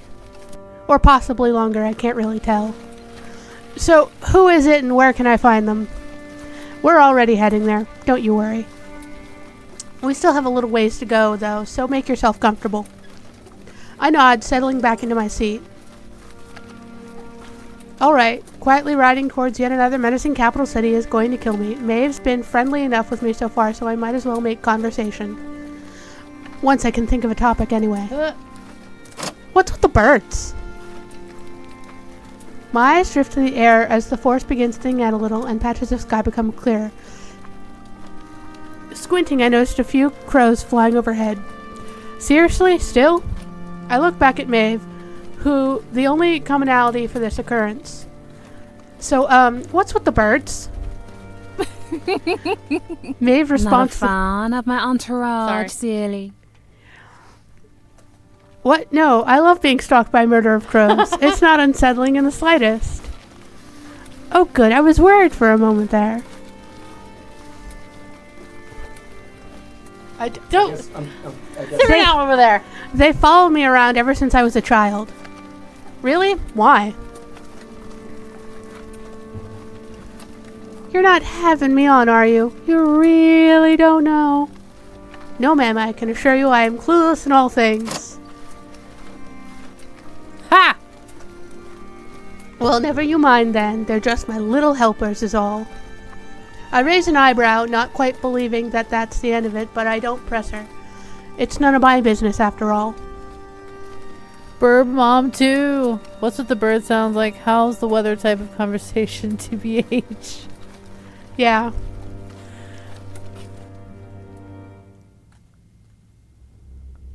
As Maeve and I approach the end of the autumn forest, we come to a cliffside with an opposing castle on its precipice and a storming lake to its back. Here we are. That's the capital? It's no Tremere, but yes, the stronghold itself is home to about 200 people with more folks in the surrounding villages. It's not the biggest castle the Unseelie took, but it was the last and hardest fought. King Lugid felt it was necessary to make this place the last city before spring our capital. He was the sort of person to take symbolic gestures very seriously. Anyway, let's keep going. The castle town is much different than Tremere. The city feels slower, a bit emptier, and I don't know what I expected, but this wasn't it. I guess I figured the king would be as ostentatious as Aoife. The buildings haven't been maintained very well either. Some of the shopkeepers are patching up walls rather than attending to their empty counters. In some senses, it reminds me more of home, but that's surprising in its own way. I must be wearing quite the expression because Maeve starts explaining. It doesn't look like much now, but it's a sight better than it was when we first started rebuilding. The war took a great toll on Morius. Gorius too, of course. But the fighting and the destruction was always more intense in these parts. Albus, the contrast kind of makes me sad. Ooh. Between the Sealie's trade embargo keeping the gangs under control and restructuring how everyone gets fed, well, we haven't had the time or resources to mend every roof. The king hasn't been on the throne long either, but he has good plans in mind. We don't have much, but we're doing what we can, and it helps to know we're in this together. With time and cooperation, we might even be able to make this place better than before. There's a twinkle in her eye, and she casually looks over at me as she speaks. Does she mean me, or, well, Daoine? Is that why she's being so genial? Am I being recruited? I find myself fidgeting with the cloak Maeve gave me. Is a druid that influential? I can't help but to think back to what Aoife told me. Druids have always been invaluable consultants to kings and queens of the Tuatha De Danann. But shouldn't that mean that the king has a druid in his court too? If I ask, would that be considered rude? Ask. Maeve, can I ask a question about the Unseelie Court? Of course, as long as it isn't state secrets. Wink. She gives me a wink and I feel a little less anxious about asking. Does your court have a druid? I just meant I haven't heard. Used to. Not at the moment, though. It's an important position. We need time to assess an appropriate candidate. I can only imagine. That's understandable. I hope you get one soon. How congenial you are. As we continue on through the city, I notice that most of the townspeople who spot Maeve come up to greet us. Albus, what is the missing druid has been playing both sides the entire time? She gave us a wink. Blush. Oh, Maeve, why won't you come by sometime for a cup? Thank you. I'll come by sometime. Maeve, thanks for getting my lyre back. Next song is dedicated to you. If that's true, Cillian, it better not be another one about tavern girls. Ha! Aye, Maeve, I've got something set aside for you now. Maeve pauses at the vendor's call. What do you say? What do you say we want to take a little detour with me? I think for time we hesitate. For time we hesitate? Yeah. I don't want to seem like I'm trying to find a reason to get away, but I'm also in no rush to see what the king will do with me. If Maeve is suggesting it, then it must be okay, right? Before I can answer, a group of playing children run between us, shoving me out of the way. Maeve jumps back, running into the cart. I just stop myself from falling over. The cart rattles on impact, and the drunken bandit in the back begins to stir. The big ack? Right then. She disappears into the cart, humming a low tune as she does so. A moment passes, and the bandit goes silent before Maeve hops out. It's a little struggle snuggle. She just puts him in a headlock until he goes to sleep. Yeah. Go to sleep, go to sleep, go to sleep. The gurgling noise comes from out of the back that of the cart. That should keep him sleeping long enough to get them all to jail. Oh! Okay, I'm going to speak to the vendor for a moment. Don't make me chase you down, okay? I'll be right back. It's almost like she knows. Promise. I'm not going anywhere when I'm this close to getting my bag back. Maeve starts to leave but pauses. Wait. What is it? What are you? Maeve approaches me swiftly and reaches her hands around me to pull my hood back over my head. I hadn't noticed it falling off when I got knocked back. My cheeks grow hot with embarrassment. What else was I expecting? Feeling alright? The weather got through those silly fabrics already. Hold me, Maeve. My cheeks are burning now, and I turn away so she can't see. Blush. Ooh.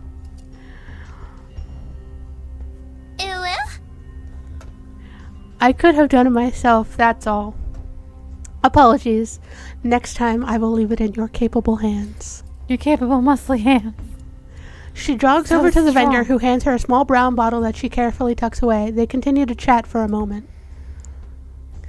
Even MC wants to give Maeve a kiss. That's so real. Meanwhile, psst. Who is that? I anxiously look around to see one of the bandits still awake, nodding me over to him. I don't know what he wants from me, but I probably won't like it. Hey, human, right? He continues to talk to me in a voice I can barely hear over the humdrum around us. I'm just trying to tell you something. You're new here, right? Fine. I cautiously approach the cart, keeping enough distance between us to avoid getting caught off guard. Right, good, listen. I heard her on the ride, and she's buttering you up, kid. I know a con when I see one. Why do you care? I'm not going to trust someone who was just trying to kill me not too long ago. In fact, why am I even listening to him now? Good question. This ain't about you, kid. Don't flatter yourself. She just acts all high and mighty with that king of hers. You can't trust him any more than you can than those flower-tossing seal. Then whose side are you on, bro? The sound of Maeve returning cuts off his warning, and the man quickly flattened himself against the cart, pretending to sleep. So there's kind of like 3 groups fighting. Oh, okay. So there's the Seelie, the Unseelie, and then there's like groups in the Unseelie area. There's like groups who are unaffiliated with anyone. Okay. They're kind of bandity. I glance at Maeve, who gestures for me to join her back on the cart. She doesn't seem like she heard anything, or at least she isn't saying anything if she did. I hop back onto the seat, but his warning echoes in my head. He was probably just trying to cause problems. Still, it might not hurt to keep my guard up. Nice or not, they're still fairies, and noble ones to boot. Come on now, we should head to the stables and then into the keep. After that, stick by and let me do most of the talking. Not a problem. If I've learned anything so far, it's to try and avoid attention. Maeve takes me over to the stables where she assures me that Darby will be well taken care of. Trust me, these horses eat better than we do. While I get Darby's stall set up, Maeve takes the cart and bandits to a small group of guards where she starts giving them instructions. I'm filling the water trough when she returns. Hey, I just want you to know I think you're telling the truth. I hope that makes you feel a little better about all this. It does, but my stomach is too queasy to answer with more than a nod and a weak smile. How has the MC not passed out from like irregularities with sugar? Unless it's like body's in starve mode, it has no time to worry about body sugar in levels. starve mode. Once we reach the enormous wooden doors of the keep, Maeve gives me one last comforting smile and places a hand gently on my shoulder. You'll be fine. Probably. Your turn, Ashlee. I think this is the last chapter. Ugh. This is the last chapter, I think. Okay. The Horned Devil. But it was just getting somewhere.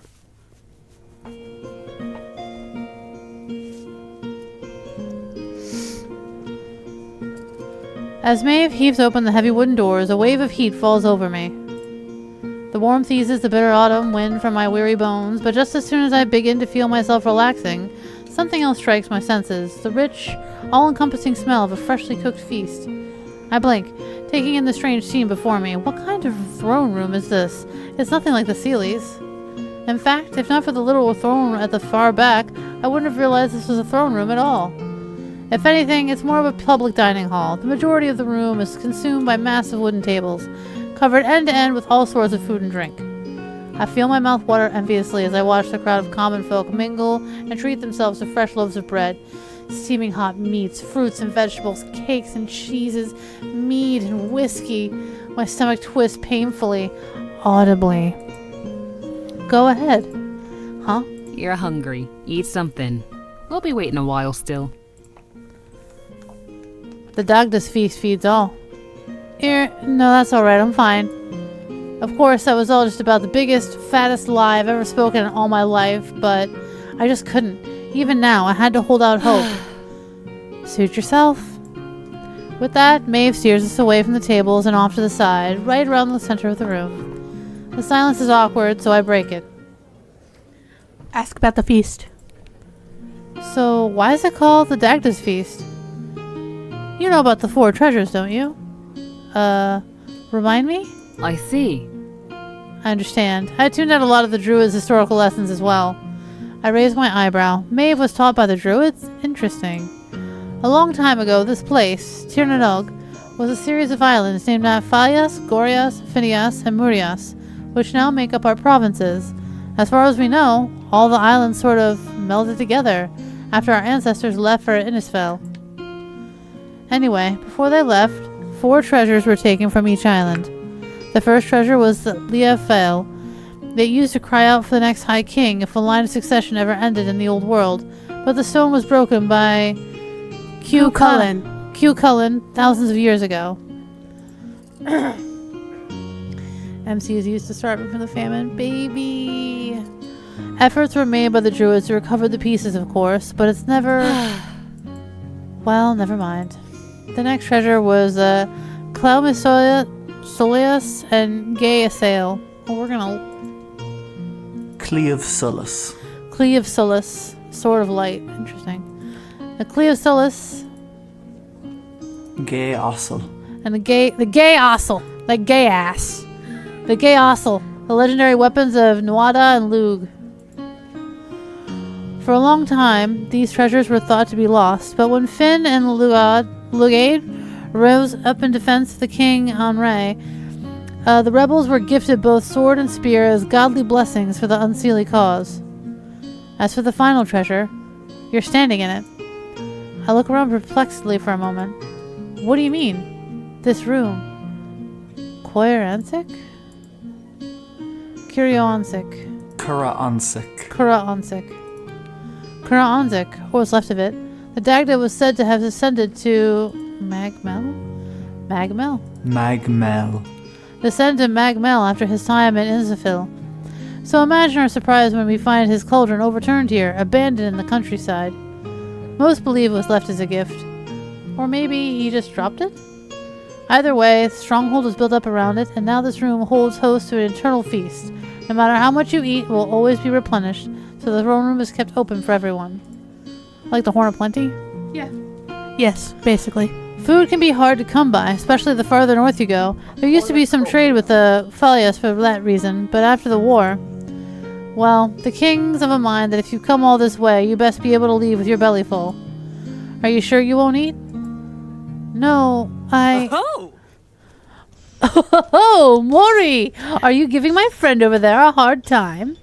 Abruptly cut off, Maeve and I both look up in the direction of the dais, where someone distinctly not kingly sits on the throne. Robin, get down from there! Robin, Goodfellow! But this Robin person ignores Maeve entirely, choosing to instead set their gaze squarely on me. Bah, Daoine! Did you go breaking the court's treaty of mutual surrender just to see little old me? You shouldn't have. Really? You shouldn't have. I'm gonna smooch them. So cute and fluffy! They're so fluffy. Oh, hey, catch! Robin practically jolts out of the throne, reeling back in their arm and giving a good swing forward. Before I quite realize it, a vaguely brownish-looking blob is hurtling its way across the room, right towards my face. All I can do is flinch and fling my arms up over my head, but the collision never comes. When I dare open my eyes again, I see Maeve glowering furiously at Robin, her hand outstretched in front of me, and clenching onto my saddlebag? This is yours, isn't it? Gawking, I reach out and grab it from her. Sure enough, as I tear through the contents of the bag, all my things are still in it. I stand there, baffled. How did you... How did I what? I started as Robin suddenly standing right in front of me, grinning ear to ear. Hastily swinging the bag out of Claw's reach, I stand up and straight and jab my finger into his chest. How did you end up with my saddlebag? Well, was that your horse? You could say that. I feel my face heating up the more I look at that smug, devil-may-care face. Why did you steal my saddlebag? Steal? Me? Why, I never. I was holding onto it for you, Dee. You just left it lying around. It was on my horse. I know. It's enough to make a poor kid jealous. I don't know why Robin, I suddenly stop became this. Irish. You're not a child. Sure I am. Look at me. A true kid at heart. It's them, the horse.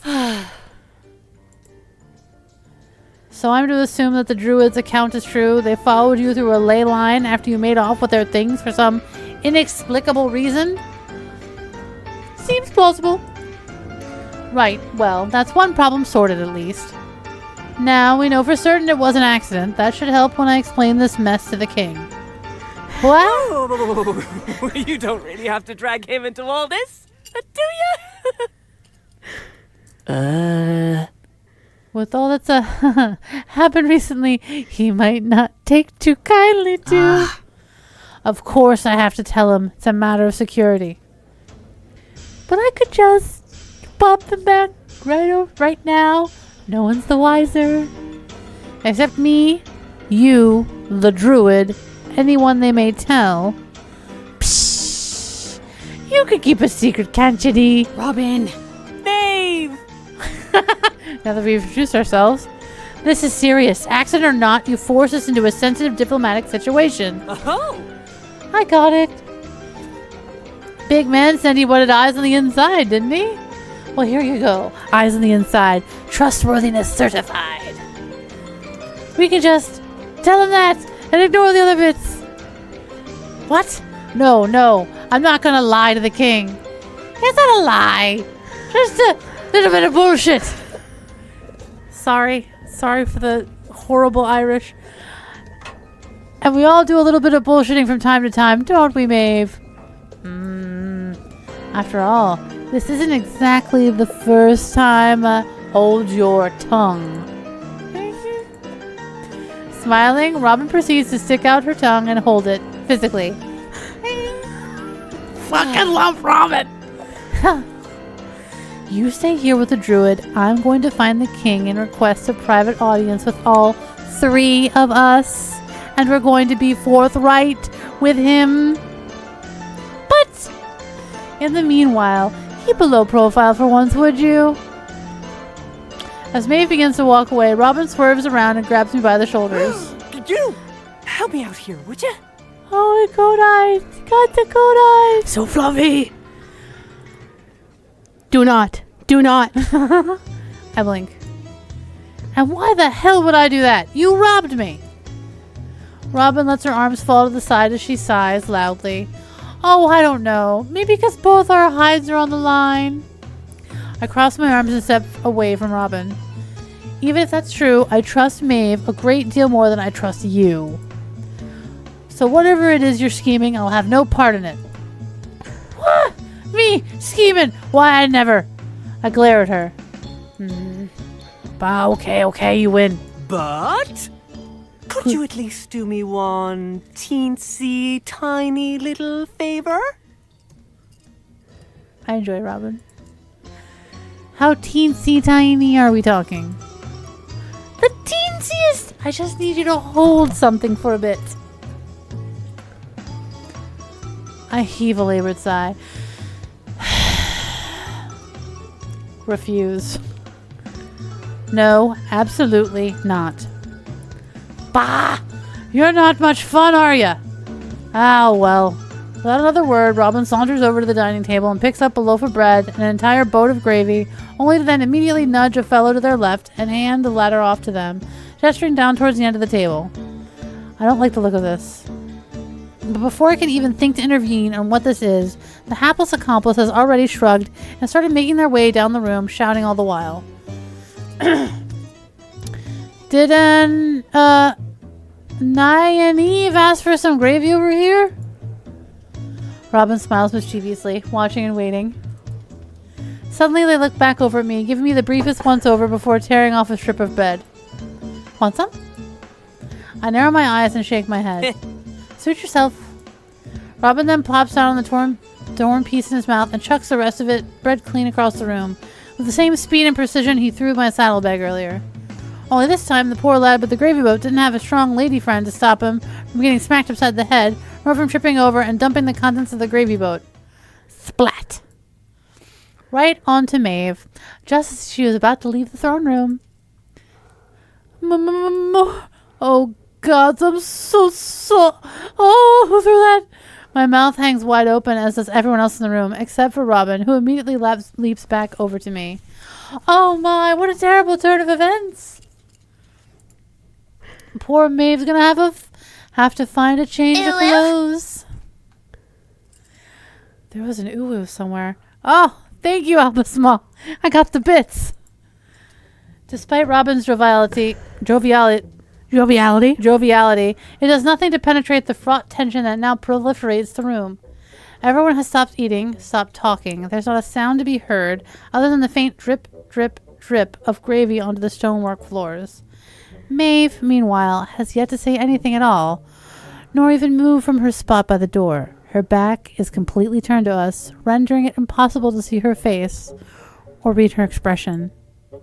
The silence is unnerving, even to Robin, who exhales a wry chuckle. It's all gravy there, maybe? Fucking Christ. God damn it. I love him. Lord Almighty. I couldn't have said it worse myself.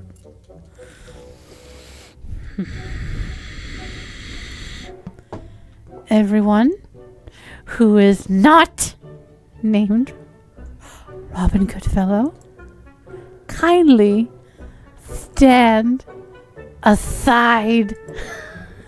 With militant obedience, everyone standing between Maeve and Robin step out of the way, leaving a clear pathway for Maeve to march down. Which she does, quickly and with direct focus. Someone's looking a little mad, huh? Come on now. Sure they didn't mean to. Maeve, steel-faced, drops a hand onto Robin's shoulder.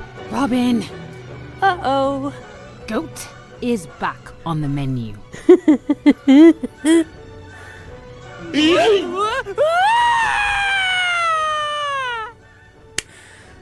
Robin just got yeeted. He didn't stand a chance. Within seconds, Maeve had effortlessly hoisted Robin up over her head. Then she tossed him in a clean line down the table, hitting every item along the way. Impressively, it takes about a solid minute and a half for Robin to come to a skidding halt, now totally slathered from head to hoof in cake, tomato, mashed potato, and so on. He groans as he hobbles to an upright position, wiping the slurry of food from his face. Well, can't say I wasn't expecting that. Ah. Good. Learned your lesson then. Nope. Suddenly, Robin springs to her feet, standing high atop the table with an entire tray of disparate food items, which she begins to pelt out wildly and with reckless abandon, having no care for anyone she may hit in the process. I know only escalation.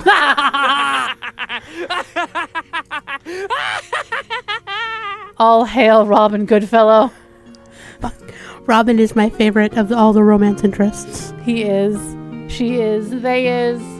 Oh, they use all pronouns. It's fine. Oh, Maeve called Robin a goat. I wonder if that's the true. No, probably. Bollocks.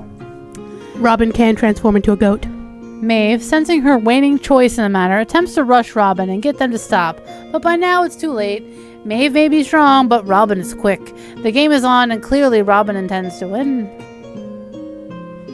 He skips down the table, tossing food everywhere, including back at Maeve herself. A few bystanders attempt to slow Robin down by slinging food back at him, but not all of them meet their mark, which then inevitably result in a few cases of mistaken intent. And with that, retaliation. Soon enough, the feast itself is half trashed, and intoxication is already running rampant through the crowd. Others begin to participate in the mayhem in earnest. Maeve, briefly, tries to yell some sense in people, but she goes unheard, and in amongst the pandemonium, nothing is able to escape the pure, unadulterated chaos of culinary warfare, as the walls, floors, and people between them get thoroughly smeared and soiled. It's nothing short of a miracle that I haven't been caught in the fray yet myself, but I know it's only a matter of time for me, so... Hide! Hide! Hide!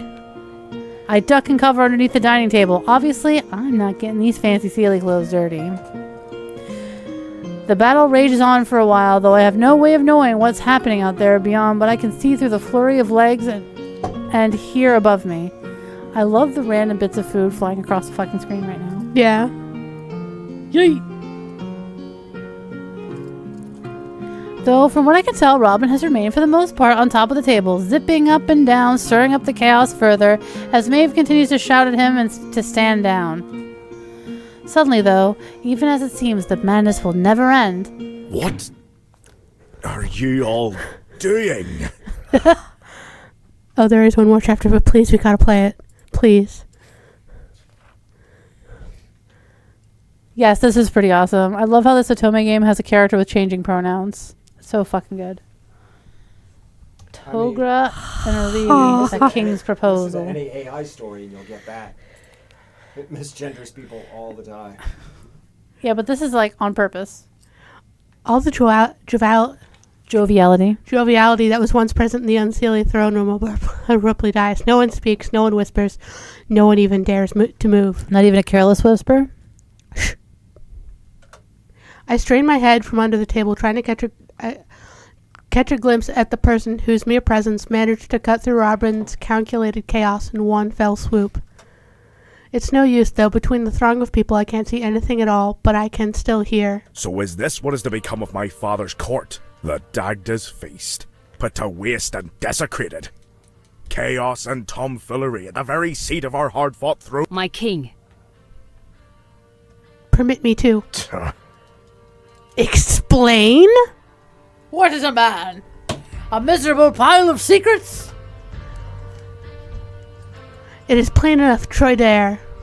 Troidaire? I think I got that close. Trijor. Trajor. Trudeau? I'm sorry, my king. Things got out of hand. There's a long, palpable silence. I hold my breath, waiting in anticipation for what the king does next. All guests are to leave the premises effective immediately. Inform those still yet waiting to join in on the Dagda's feast that it will recommence tomorrow. And know that tonight's hunger was brought about by your actions here. Now go! I hear murmurs and the swift shuffling of feet from all around me. Thinking fast, I try to duck out from under the table and sneak outside with the crowd, but I can't. My cloak strains on my neck. Looking back, I see it got snagged on a groove in the table legs. By the time I manage to unhook myself, there aren't enough people close by to hide me. I'd be spotted leaving for sure. Eventually, I hear the doors close again, so I shuffle to the middle of the table to avoid being seen. The room descends into silence, spare for the heavy and rapidly succeeding footsteps of, presumably, the king against the stone floors. Flan! Slow down there, buddy. There's no need to... Ah! Robin. Isn't there? Good fellow. Unable to help myself, I press myself low and peek around the table legs, trying to observe what's going on. Hi. Hello, Daddy. Adam's getting so jealous of these two-dimensional characters right now. Can't see much. No cloak, betrayed by the cloak. I can't see much, but I do see the king tall. I know how it. Tall, fiery-haired, scowling, huge tracts of land. I'm in danger. Oh, that's me. And I see Robin, who's dangling midair as the king hoists him by the scruff of his neck. It doesn't seem to be hurting him though, at least no more than a mother cat hurts her kittens. Robin is so fucking adorable, I cannot even stand it. Because I can think of no one more flagrantly disrespectful as to instigate. Flannan, put him down. But she... Started it? Yes, but I also accelerated the matter to an extent. Are you going to wring me out by the neck? Is this true? Robin proceeds to nod their head vigorously. Yup. We're all blasphemers here. I fucking love Robin. The king abruptly drops Robin, who lands with an ungrateful clatter to the ground. Oof. You dropped me on a fork? That's forking smarts. God damn it, Robin. If only any part of you was smart. In any case, I suppose both of you will have the profound displeasure of picking up every breadcrumb in this room tonight. I'll not have the servants waste their labor on such nonsense. Understood. Robin, despite his whining, springs up from the ground with surprising elasticity, but still makes a show of rubbing his ouchie. Heh, sure thing, Chief. Good. Now then, perhaps one of you can tell me who that might be under the table? My eyes widen as I scramble away from my peeping spot, as though this would turn me invisible again. Just how long had he noticed I was here? Strangely, though, I don't hear the conversation continue. Squinting, I crane my head slightly to the side, but all I hear are some whisperings and then...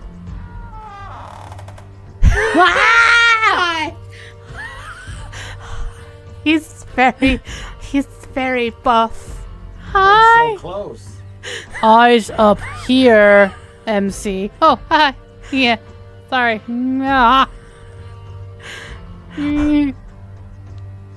I flinch and scurry myself slightly backward, now face to face with the king, who seemingly lifted the entire table up with one hand effortlessly. Everyone can bench press a fucking bus in this world.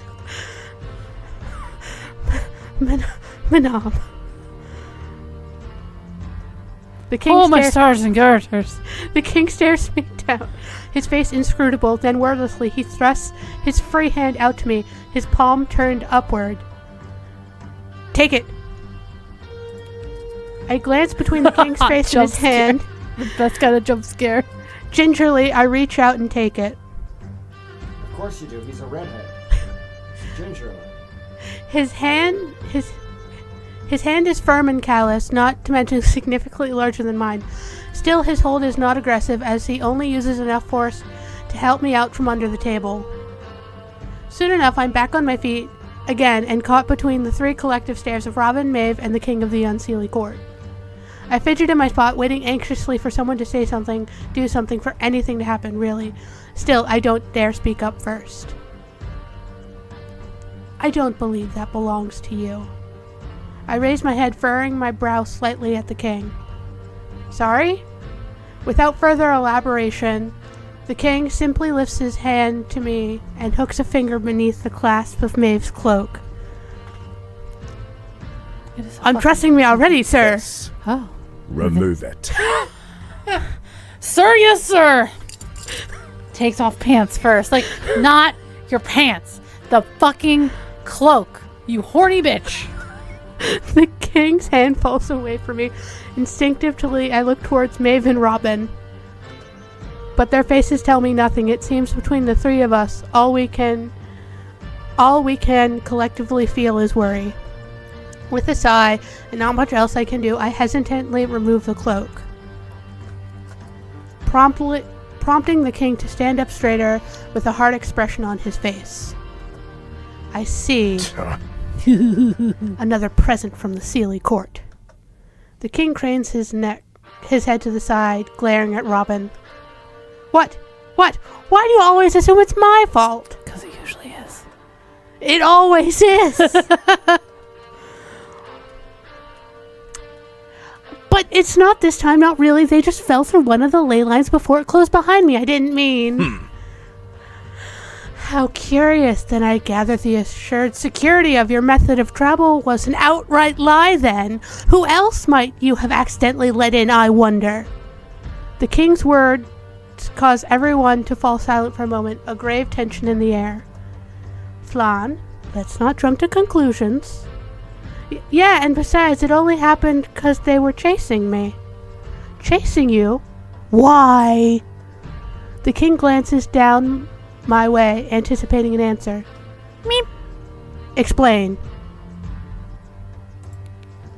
They stole my things. Uh-oh. Well, more like borrowed without permission. Robin. Yes, sir? Never speak again. Well, that's just fucking impossible. It's like asking water to stop being wet. Okay. The scowl on the king's face deepens. He brings his hand to his face and pinches the bridge of his nose. Well then, this is a profoundly idiotic state of affairs. Oh. You two, I want this place spotless by tomorrow. Of course. Yep. You can count on us. Why do I feel like Robin's going to lick the food off the floor? Because he probably is. And you. The king turns to face me abruptly. You come with me. Thoriather? And keep your pants on. Thoriather? With that, the king briskly walks past me and over to the doors. I feel my heart beating in my ears, and my fears, unbidden, falling from my mouth. What are you going to do with me?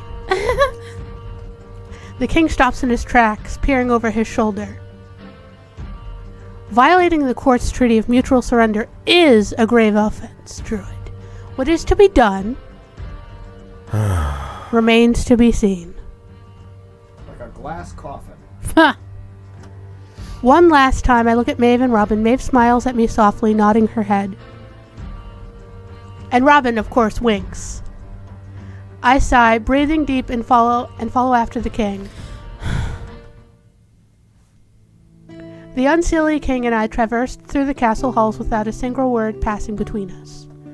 His stride is swift, but he does not attempt to overpower me and in fact glances over his shoulder from time to time to make sure I'm keeping up.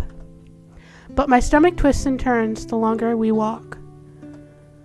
Where is he taking me, and for what purpose? Robin and Maeve seem to be confident enough that the king is reasonable and that he won't take drastic action. But is that true? So far he seems temperamental and austere, even self-righteous, and what's worse, he has a good reason to distrust me. My unintended transgressions aside, he thinks, like everyone else does, that I'm a member of the Seelie court, and an important member at that. Right now, for all intents and purposes, he and I are enemies. We're here. I startle a little as the king's sudden announcement pulls me out of my musings. Sorry. Where's here? Looking around, we don't seem to be anywhere in particular, just standing in front of an inconspicuous door somewhere fairly out of the way on the other side of the castle. Yeah, you're right, Albus. I'd really love are these Triskelies? Yeah, I believe so, yes. Like, artwork? Oh, fuck. Look at these goddamn reflections on the goddamn floor. And the fucking light filtering through the windows. Fuck! Great job, guys. It's looking great. Oh, and he's so pretty. God damn. Eyes up here. Oh, yeah, sorry. My bed chambers. I'm in danger. We just met him. I need a George Takei bit on here. Alright, we'll get at this. My bed chambers. We did it! We won! I told you we needed an ooh. My bed chambers. I raise my eyebrows, but have no time to respond. The king immediately turns the door handle, opening it wide, and... Bark! Bark! Bark! Bark! Bark! Bark! Bark! Bark! Bark! Bark! Bark! Bark! The boys! Unable to stop what's about to happen, I find myself being tackled to the ground by 3 large dogs, all bounding out past the king in quick succession. There's nothing I can do but lie there flat and helpless as I'm mercilessly stepped on, nuzzled, and licked. Ugh. Doggies! Connery! Connell! Kuan! Stop that! Despite the king's commands, there's seemingly no end to the onslaught. I'm surrounded on all sides, and they're much too big for me to shove aside or squirm away from in a hurry. Eventually, the king is forced to come to my direct aid, kneeling down and pushing past the dogs in order to grab hold of my arm and pull me up. Get a hold of yourselves, you know better. Oh, puppies. Sorry about that. Sorry about that. They're very excitable. Still regaining my bearings, all I can manage is a breathless nod and a weary smile. Anyway, come in. The king stands aside from me and the dogs, who all run back into the room ahead of he and I. After giving the king a brief glance, I turn my head downward and follow suit.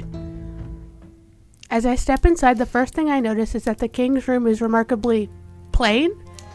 Look, there's a giant stick for the dogs. I mean, they're Irish wolfhounds. Those motherfuckers are tall. I like the recurring theme of there's a stick somewhere. Stick. Stick. All hail stick. As I step... That's a lot of branches. That is a lot of branches. Some might say it's a branch a lot. As I step inside, the first thing I notice is that the king's room is remarkably plain. Or at the very least, unkingly. Albus is currently losing their mind because no one told them that this man was a dog dad. Oh yeah, he's got 3 dogs. It's not terribly big or fancy. There's some shelves, a table, a cluttered rug for the dogs, and some chairs with a footstool by the fire, but I could just as well see this room belonging to Maeve or even an important servant. There's no sense of status, nothing beyond sheer utility. Did the king choose this room? It's odd, in hindsight, that it's so down and out of the way. No sense of status? I mean, look at the size of that stick in comparison to the rest of the room. Clearly, that is the stick of royalty. Also, there's no bed in this bedroom. Apparently, I don't know. He sleeps on the floor with the dogs. Well, there's 2 other doors.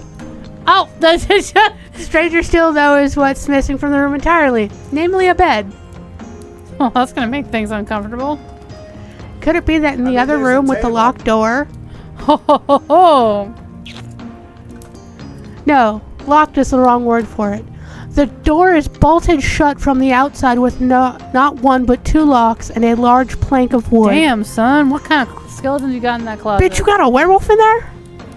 I find myself staring at it longer than I should. Just brick it up. Right? Take a seat. Yes, Daddy. I mean, Your Majesty. Him tall. I roll back around to the king's gaze, putting the strange door out of my mind. I get the feeling it's the last thing I ought to be asking about at the moment, so I simply follow the king's gesture over to the fireside and sit down. In the meanwhile, the 3 dogs all pile onto the rugs down and around my feet, all panting and warming themselves by the fire. As for the king, he remains standing, leaning back against the table, where he then removes his eye patch, placing it down beside him. So handsome. As someone who has, eyeball sight problems, I do appreciate that he also has sight problems.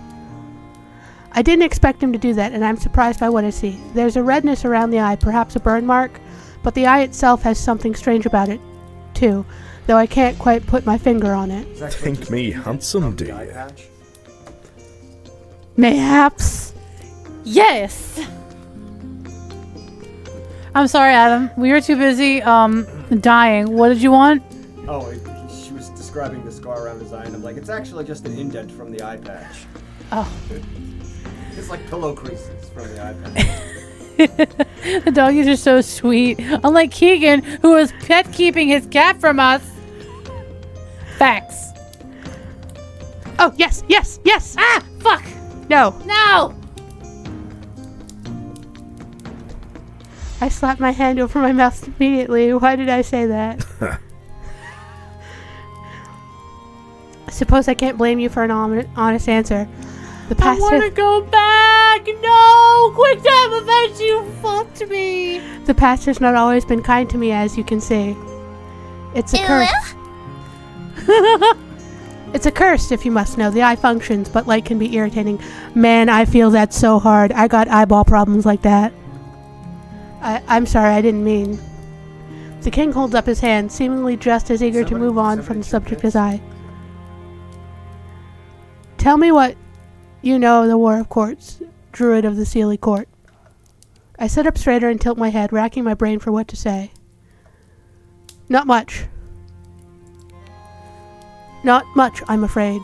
All that was before my time. Which, by all accounts, is a true statement. I just got here. I'm still emotionally devastated that I just called this man ugly. This beautiful, handsome fairy man. And I just hurt his fucking feelings. And now he's sad. It's like, yeah, I guess I'm pretty ugly. I'm like, oh, no, there wasn't enough time in the quick time event. Why? Developers, if you could just increase timer by a fraction of a second, that'd be great. Shit goes way too fast. Just as well. No doubt whatever you've heard has been colored by Sealy bias anyway. I will be as brief as I can. Oh, you wear briefs? Once, Tir na Nog was a united land, at least in name. The 4 provinces were ruled over by the unbroken lineage of... Oh, I cannot pronounce that fucking name. Oh, and also shout out for the fucking bits you keep cheering us, Albus. You're the fucking best, okay? Ashley, if you can tell me what the fuck... Badabid? Badabadurg. Bod Dirg.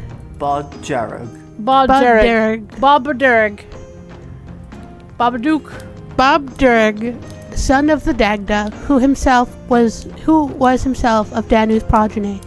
He was elected to rule by the kings of the old world, and the blood of the goddess sanctified his reign, as well as his descendants thereafter.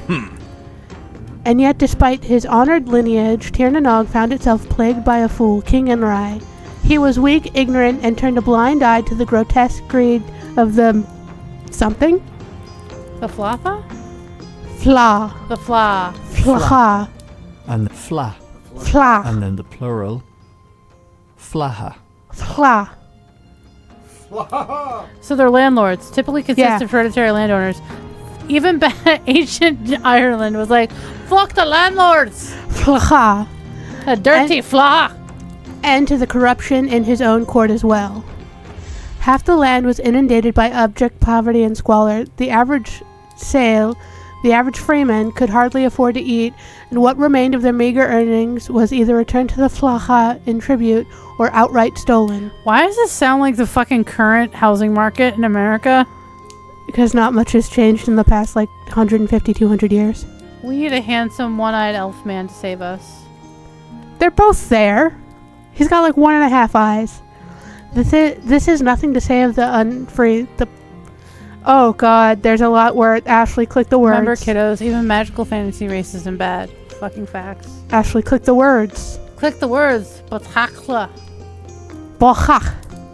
An unfree class of unskilled laborers. And the Sorry, did you guys switch to Klingon? And the plural, Bohaka.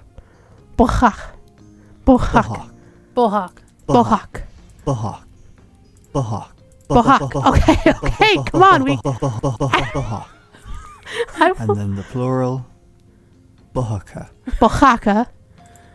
Bukasha. Shenkleha. Shenkleha.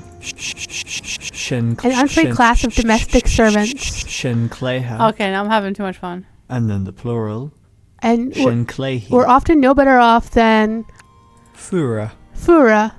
Fura. Fura. And then the plural, Furi. Fury in their manner of living, and all were subject to grueling back-breaking labor in the fields and Sorry, it mines. means something different today. Do not mistake me, though. Our nobility was not a unique evil. Phallius and Phineas played no small part in the subjugation of Mirius and Glorious as well. After all, the king did nothing to prevent the indefinite inflation of spring and summer's critical exports, such as produce. In that sense, the autumn and winter tyranny must have felt justified in working my people to their brink. But not for their sake, of course. Flaha only concerned themselves with maintenance of their own wealth. Gods forbid they ever forego a decent feast. Should we start calling landlords Flaha again? We probably Flaha. should. Regardless, The most vulnerable people of Tir na Nog were suffering, living existences of pure misery. Good, honest, hard-working folk would watch their children starve. And yet, not one member of the ruling class did anything to stop it. Much less the king. they were only the common folk after all. Their deaths only mattered if it impacted the amount of wealth they cultivated for their superiors. The quality of their lives was not worthy of consideration at all. We were in dire straits, so much that it came to the point that the gods had no choice but to intervene. That's pretty fucking bad. This was not the first time the Tuatha Dé had faced such vile adversity, but in those days it was the Fomor who kept us bound and repressed. Alba, sounds like an allegory to the potato famine, methinks. Yeah, that probably is what's going on here. Not our own people. My head spins as I take in all of this, but one question sticks out in my mind. The gods intervened? What do you mean when you say the gods had no choice but to intervene? I'm surprised you don't know, Druid. The blessings of Danu are many. Chief among them is long life and godhood, or even rebirth for the most exceptional. High King Luch, for example. He led an extraordinary first life and accomplished great things for the Tuatha Dé. In return, he is now regarded as a god and has lived multiple lives in Infasale, even after our rule of it. Do you know the warrior Cuchulainn? I do. He was said to be an iteration of Luch, as was my father, Luchred. He, along with the druid Finn, were the driving forces behind our rebellion. They embodied the souls of our ancient kings, who likewise fought for the freedom of the Tuatha Dé. The Seelie can sneer and disbelieve all they want, but our cause is righteous, and my father... The king suddenly turns away from me for a moment so that I cannot see his face. He was an unparalleled leader, and an inspiration to us all. All that we have today was wrought by his hands. what happened in the end? So, what happened then, in the end? The king is silent for a moment, then turns back to me. We got close, very, very close. But not close enough. We lost Finn and many more good men in what would be our last fight to capture this very castle. From here, we were meant to push on to Tremere, but I wanted to keep going. And I wanted to keep going, but we were dealt a blow. We were dealt a blow, but victory was at our fingertips. But the Seelie called for a ceasefire to negotiate terms. It was a mutual surrender, and my father accepted. We didn't lose. We did not lose. But we didn't win either. No one did. Ugh. Instead, we're stuck in this God's forsaken stalemate. We keep the territories we conquered, but the embargo between the courts is suffocating us far more than it is them, and now... Well, never mind. I didn't tell you all this to make you pity us. I squirm awkwardly in my seat. Then why have you? First things first, I won't be sending you to the block, so you needn't look at me so sullenly. But it isn't on Trudaire or Goodfellow's ward, nor is it because I trust you. It's because, and only because, your death benefits the Seelie more than it benefits us. With no disrespect to you or your capabilities, you are an expendable asset to the Seelie. If you die, another druid will take your place. But you are important enough to cause a stir. Treaty or no treaty, they'll call your execution first blood. This so-called peace, this pathetic truce, it was never meant to last. It was only ever the Seelie's last-ditch effort to stop the oncoming tide, to give them time to regather their strength. But, to their credit, it worked. We're weaker now than we were then, having lost not one of our patriarchs, but two. Finn lost to the war, and now Lugaid. Murdered. I stare at the king, my mouth agape. What? It is not common knowledge, only the closest in my circle know, and now so do you. I'm sorry. I'm in shock. I can't believe what the king is telling me. I'm so sorry, your majesty. Sorry? Most Seelie thought of Lugaid as a villain, a traitor. Why should you care about his manner of death? Well, I can't know the state of his character either way, but he was still your father, and you his son. Oh, the eyebrow shift. Thank you. But I don't tell you this in hopes of reaching a sympathetic ear. I want you to help me find the bastard who killed him, and if the Seelie are to blame. I nearly choke on air, all manner of color leaving my face. One of the dogs looks up at me, startled by the sound. You what? But I... Are the court druid to the Seelie Queen? Yes. If this was her plot or the doing of another member, you are close enough to the beast's beating heart to discover its nature. I'm no fool, though. I don't believe I've swayed your loyalties just by relaying to you this tale. For all I know, the moment I release you, you'll go crawling back to the Queen. Of course, if you do, keep in mind the Seelie will be more inclined to honour the treaty than I, at present. So I'd advise against it. Besides, I can offer you something that Seelie Queen cannot, or perhaps more accurately, will not. And what's that? Your freedom. Your freedom to leave. I don't claim to be privy to the ins and outs of magic or how it works, but I know desperation when I look it in the eye. No Seelie is as skinny as you. You've been starving yourself, trying to open one of the waypoints out of Tir Nanog and into Insfail. No, this is all natural. No. Don't even bother responding. I know it's true. I've seen others try it during the height of the war and die in the process. You should know that one druid isn't enough to break through Danu's seal, except for maybe the archdruid, and even then. Your window of time is brief. Maybe you somehow manage the ritual all by yourself. You'd still have maybe a minute or two before the waypoint closes again. You could die or get lost in the void in between. Forever. It isn't a risk worth taking, trust me. Besides, as you know, the Order of the Eternal Flame took no side in the war and agreed to assist both dominions in druidic and godly affairs. What I'm saying is, I have the power to ask that you be let free, and I will, upon my honor, should you decide to help us.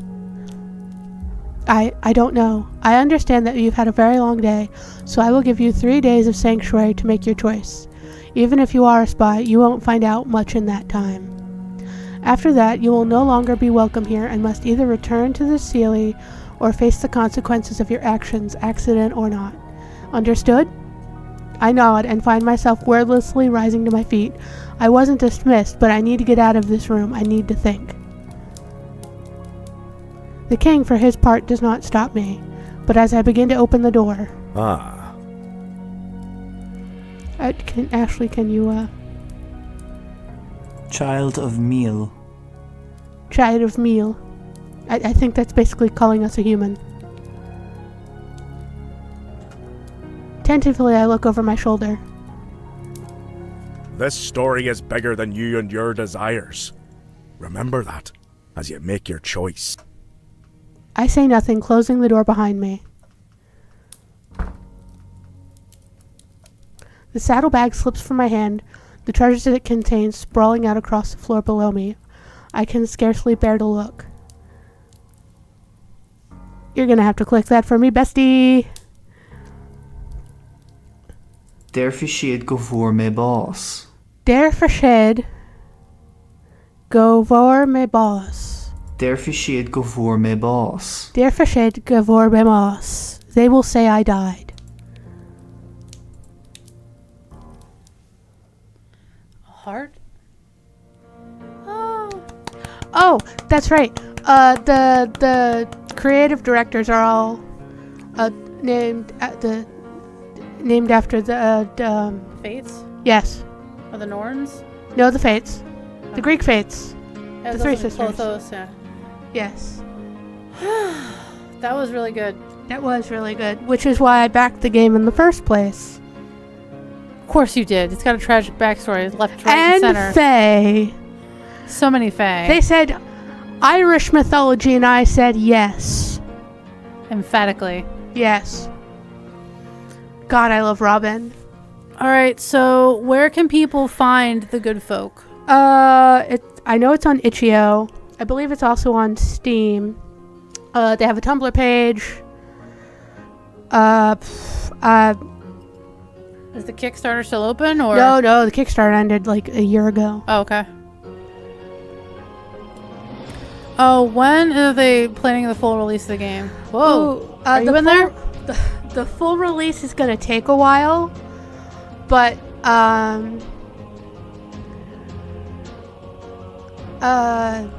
the first 2 chapters are coming out in the next few months, and the first 2 routes will be Shay and Maithe. Shay is our lovely little green soldier friend who is non-binary, and Maithe is big muscle mommy from the Unseelie Court. Are these all the backers? Probably. So you're in there somewhere? Yes. I don't know if it's under my username or my actual name. My username would be under D. My real name would be D's under nuts. So, what other things can we say about this? I mean, so there was one thing I was looking for that could still be in here, because goddamn, when I was playing the first demo, I could never find all the fucking coins. But there was this like little thing in the first demo where if you like wiggled your mouse around in the right area, there'd be these silly little horse coins. That's and beautiful. like if you collected enough of them, you could get to a puzzle, and if you figured out the really hard puzzle, you could get into Robin's bedroom. Oh, there's a door. Oh, yes. It's sealed shut. I guess they still have the goddamn coins. Password? Password? Oh, this is the puzzle. Welcome to the puzzle that Megan never figured out.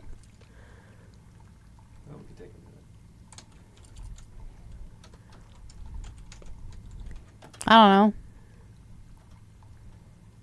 Yeah. the people who did figure out the puzzle have decided to not tell people.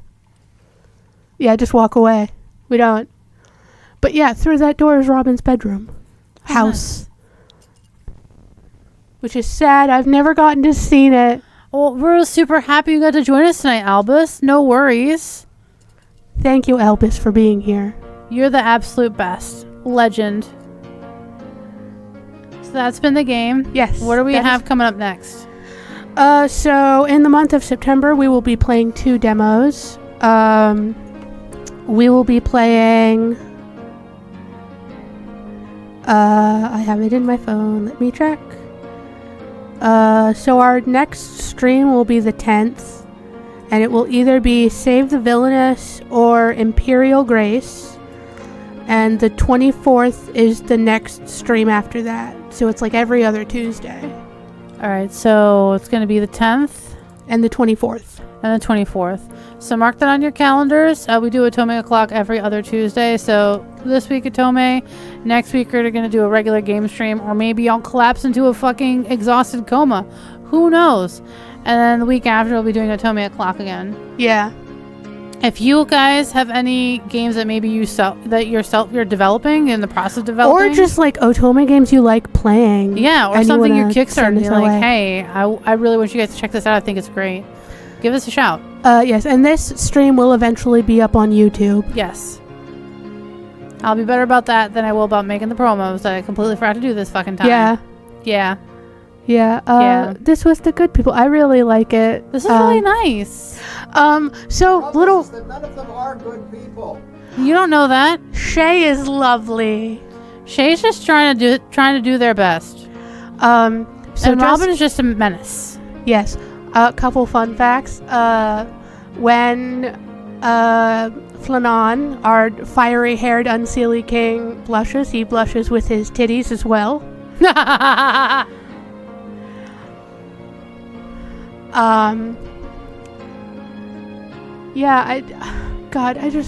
I'm very excited for this game. It is super adorbs. And I do the full version when it comes out? We're gonna do the full version on YouTube. We're not gonna stream the full version. Robin's definitely my top character, though. They're so silly. They're an absolute menace. Menace to society? Yes.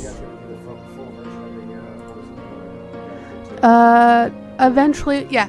So our plan is that we are going to stream demos, and then like games like this with multiple routes, we are going to do put full playthroughs up on the YouTube channel for Geeked Out, which is like geeked out at youtube.com. Mm-hmm. Same spelling as it is on Twitch. Yes. Just without the squad. Is it Geeked Out Squad on YouTube? It's just Geeked Out. Yeah, it's just Geeked Out on YouTube. But for shorter games, like in October, we intend on playing A Date with Death. So that's only one route, so we are going to be playing the entire game on stream. But with multiple route games like this, we are going to, we played the demo, and then as this one's coming out by route, we are going to be playing the routes on the YouTube channel. Okie dokie. Also, another thing, Shay doesn't like Robin very much because Robin is a menace. And just Robin keeps coming over the ley lines into Sealy territory just to mess with Shay. He's a menace. Which begs some questions, though, where's the real truth?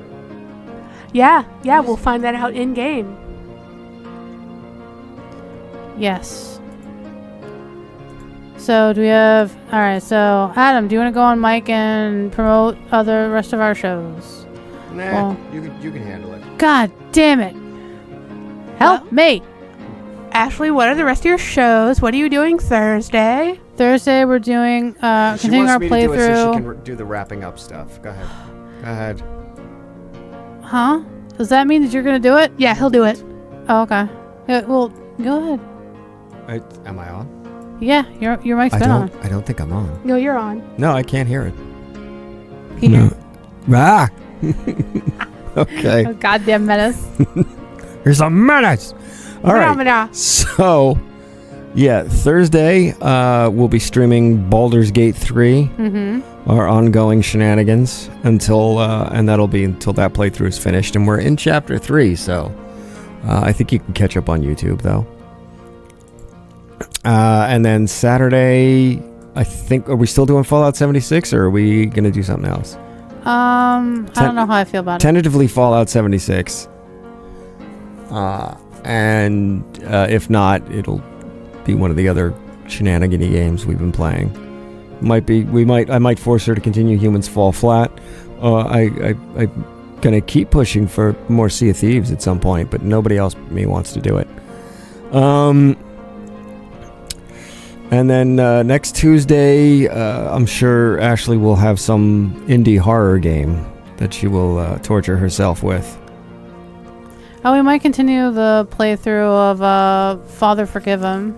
Okay. And let's see, when's we have a tabletop game upcoming soon, but everybody's schedule has gone into free fall, so we're trying to get all the our desperate groups together. Yeah. On a solid date. 8th of September, there will be no stream. That is a Sunday. We don't typically stream games on that early in the month, but definitely that Sunday there's no stream. Yes. So, all right. So we're going to figure out when the next part of our 5E campaign is going to be, because that's that adventure was coming to a head and now everybody's had to wait for it. So, I apologize for that on everybody's behalf. But it's gonna be awesome when it happens. Yeah. It's just that it's come to such a head that we can't do it if one person can't make it. The whole thing's gonna fall apart. Yeah, we need to have the whole crew. There's too many plot lines all coming together here. Yeah. So, do we want to do our last little say our names, say goodbye? Yeah, let's do that. So I've been Ashlee A. Button. I'm Mega-Han. I'm Adam in the back, and we are all geeked out. Bye-bye.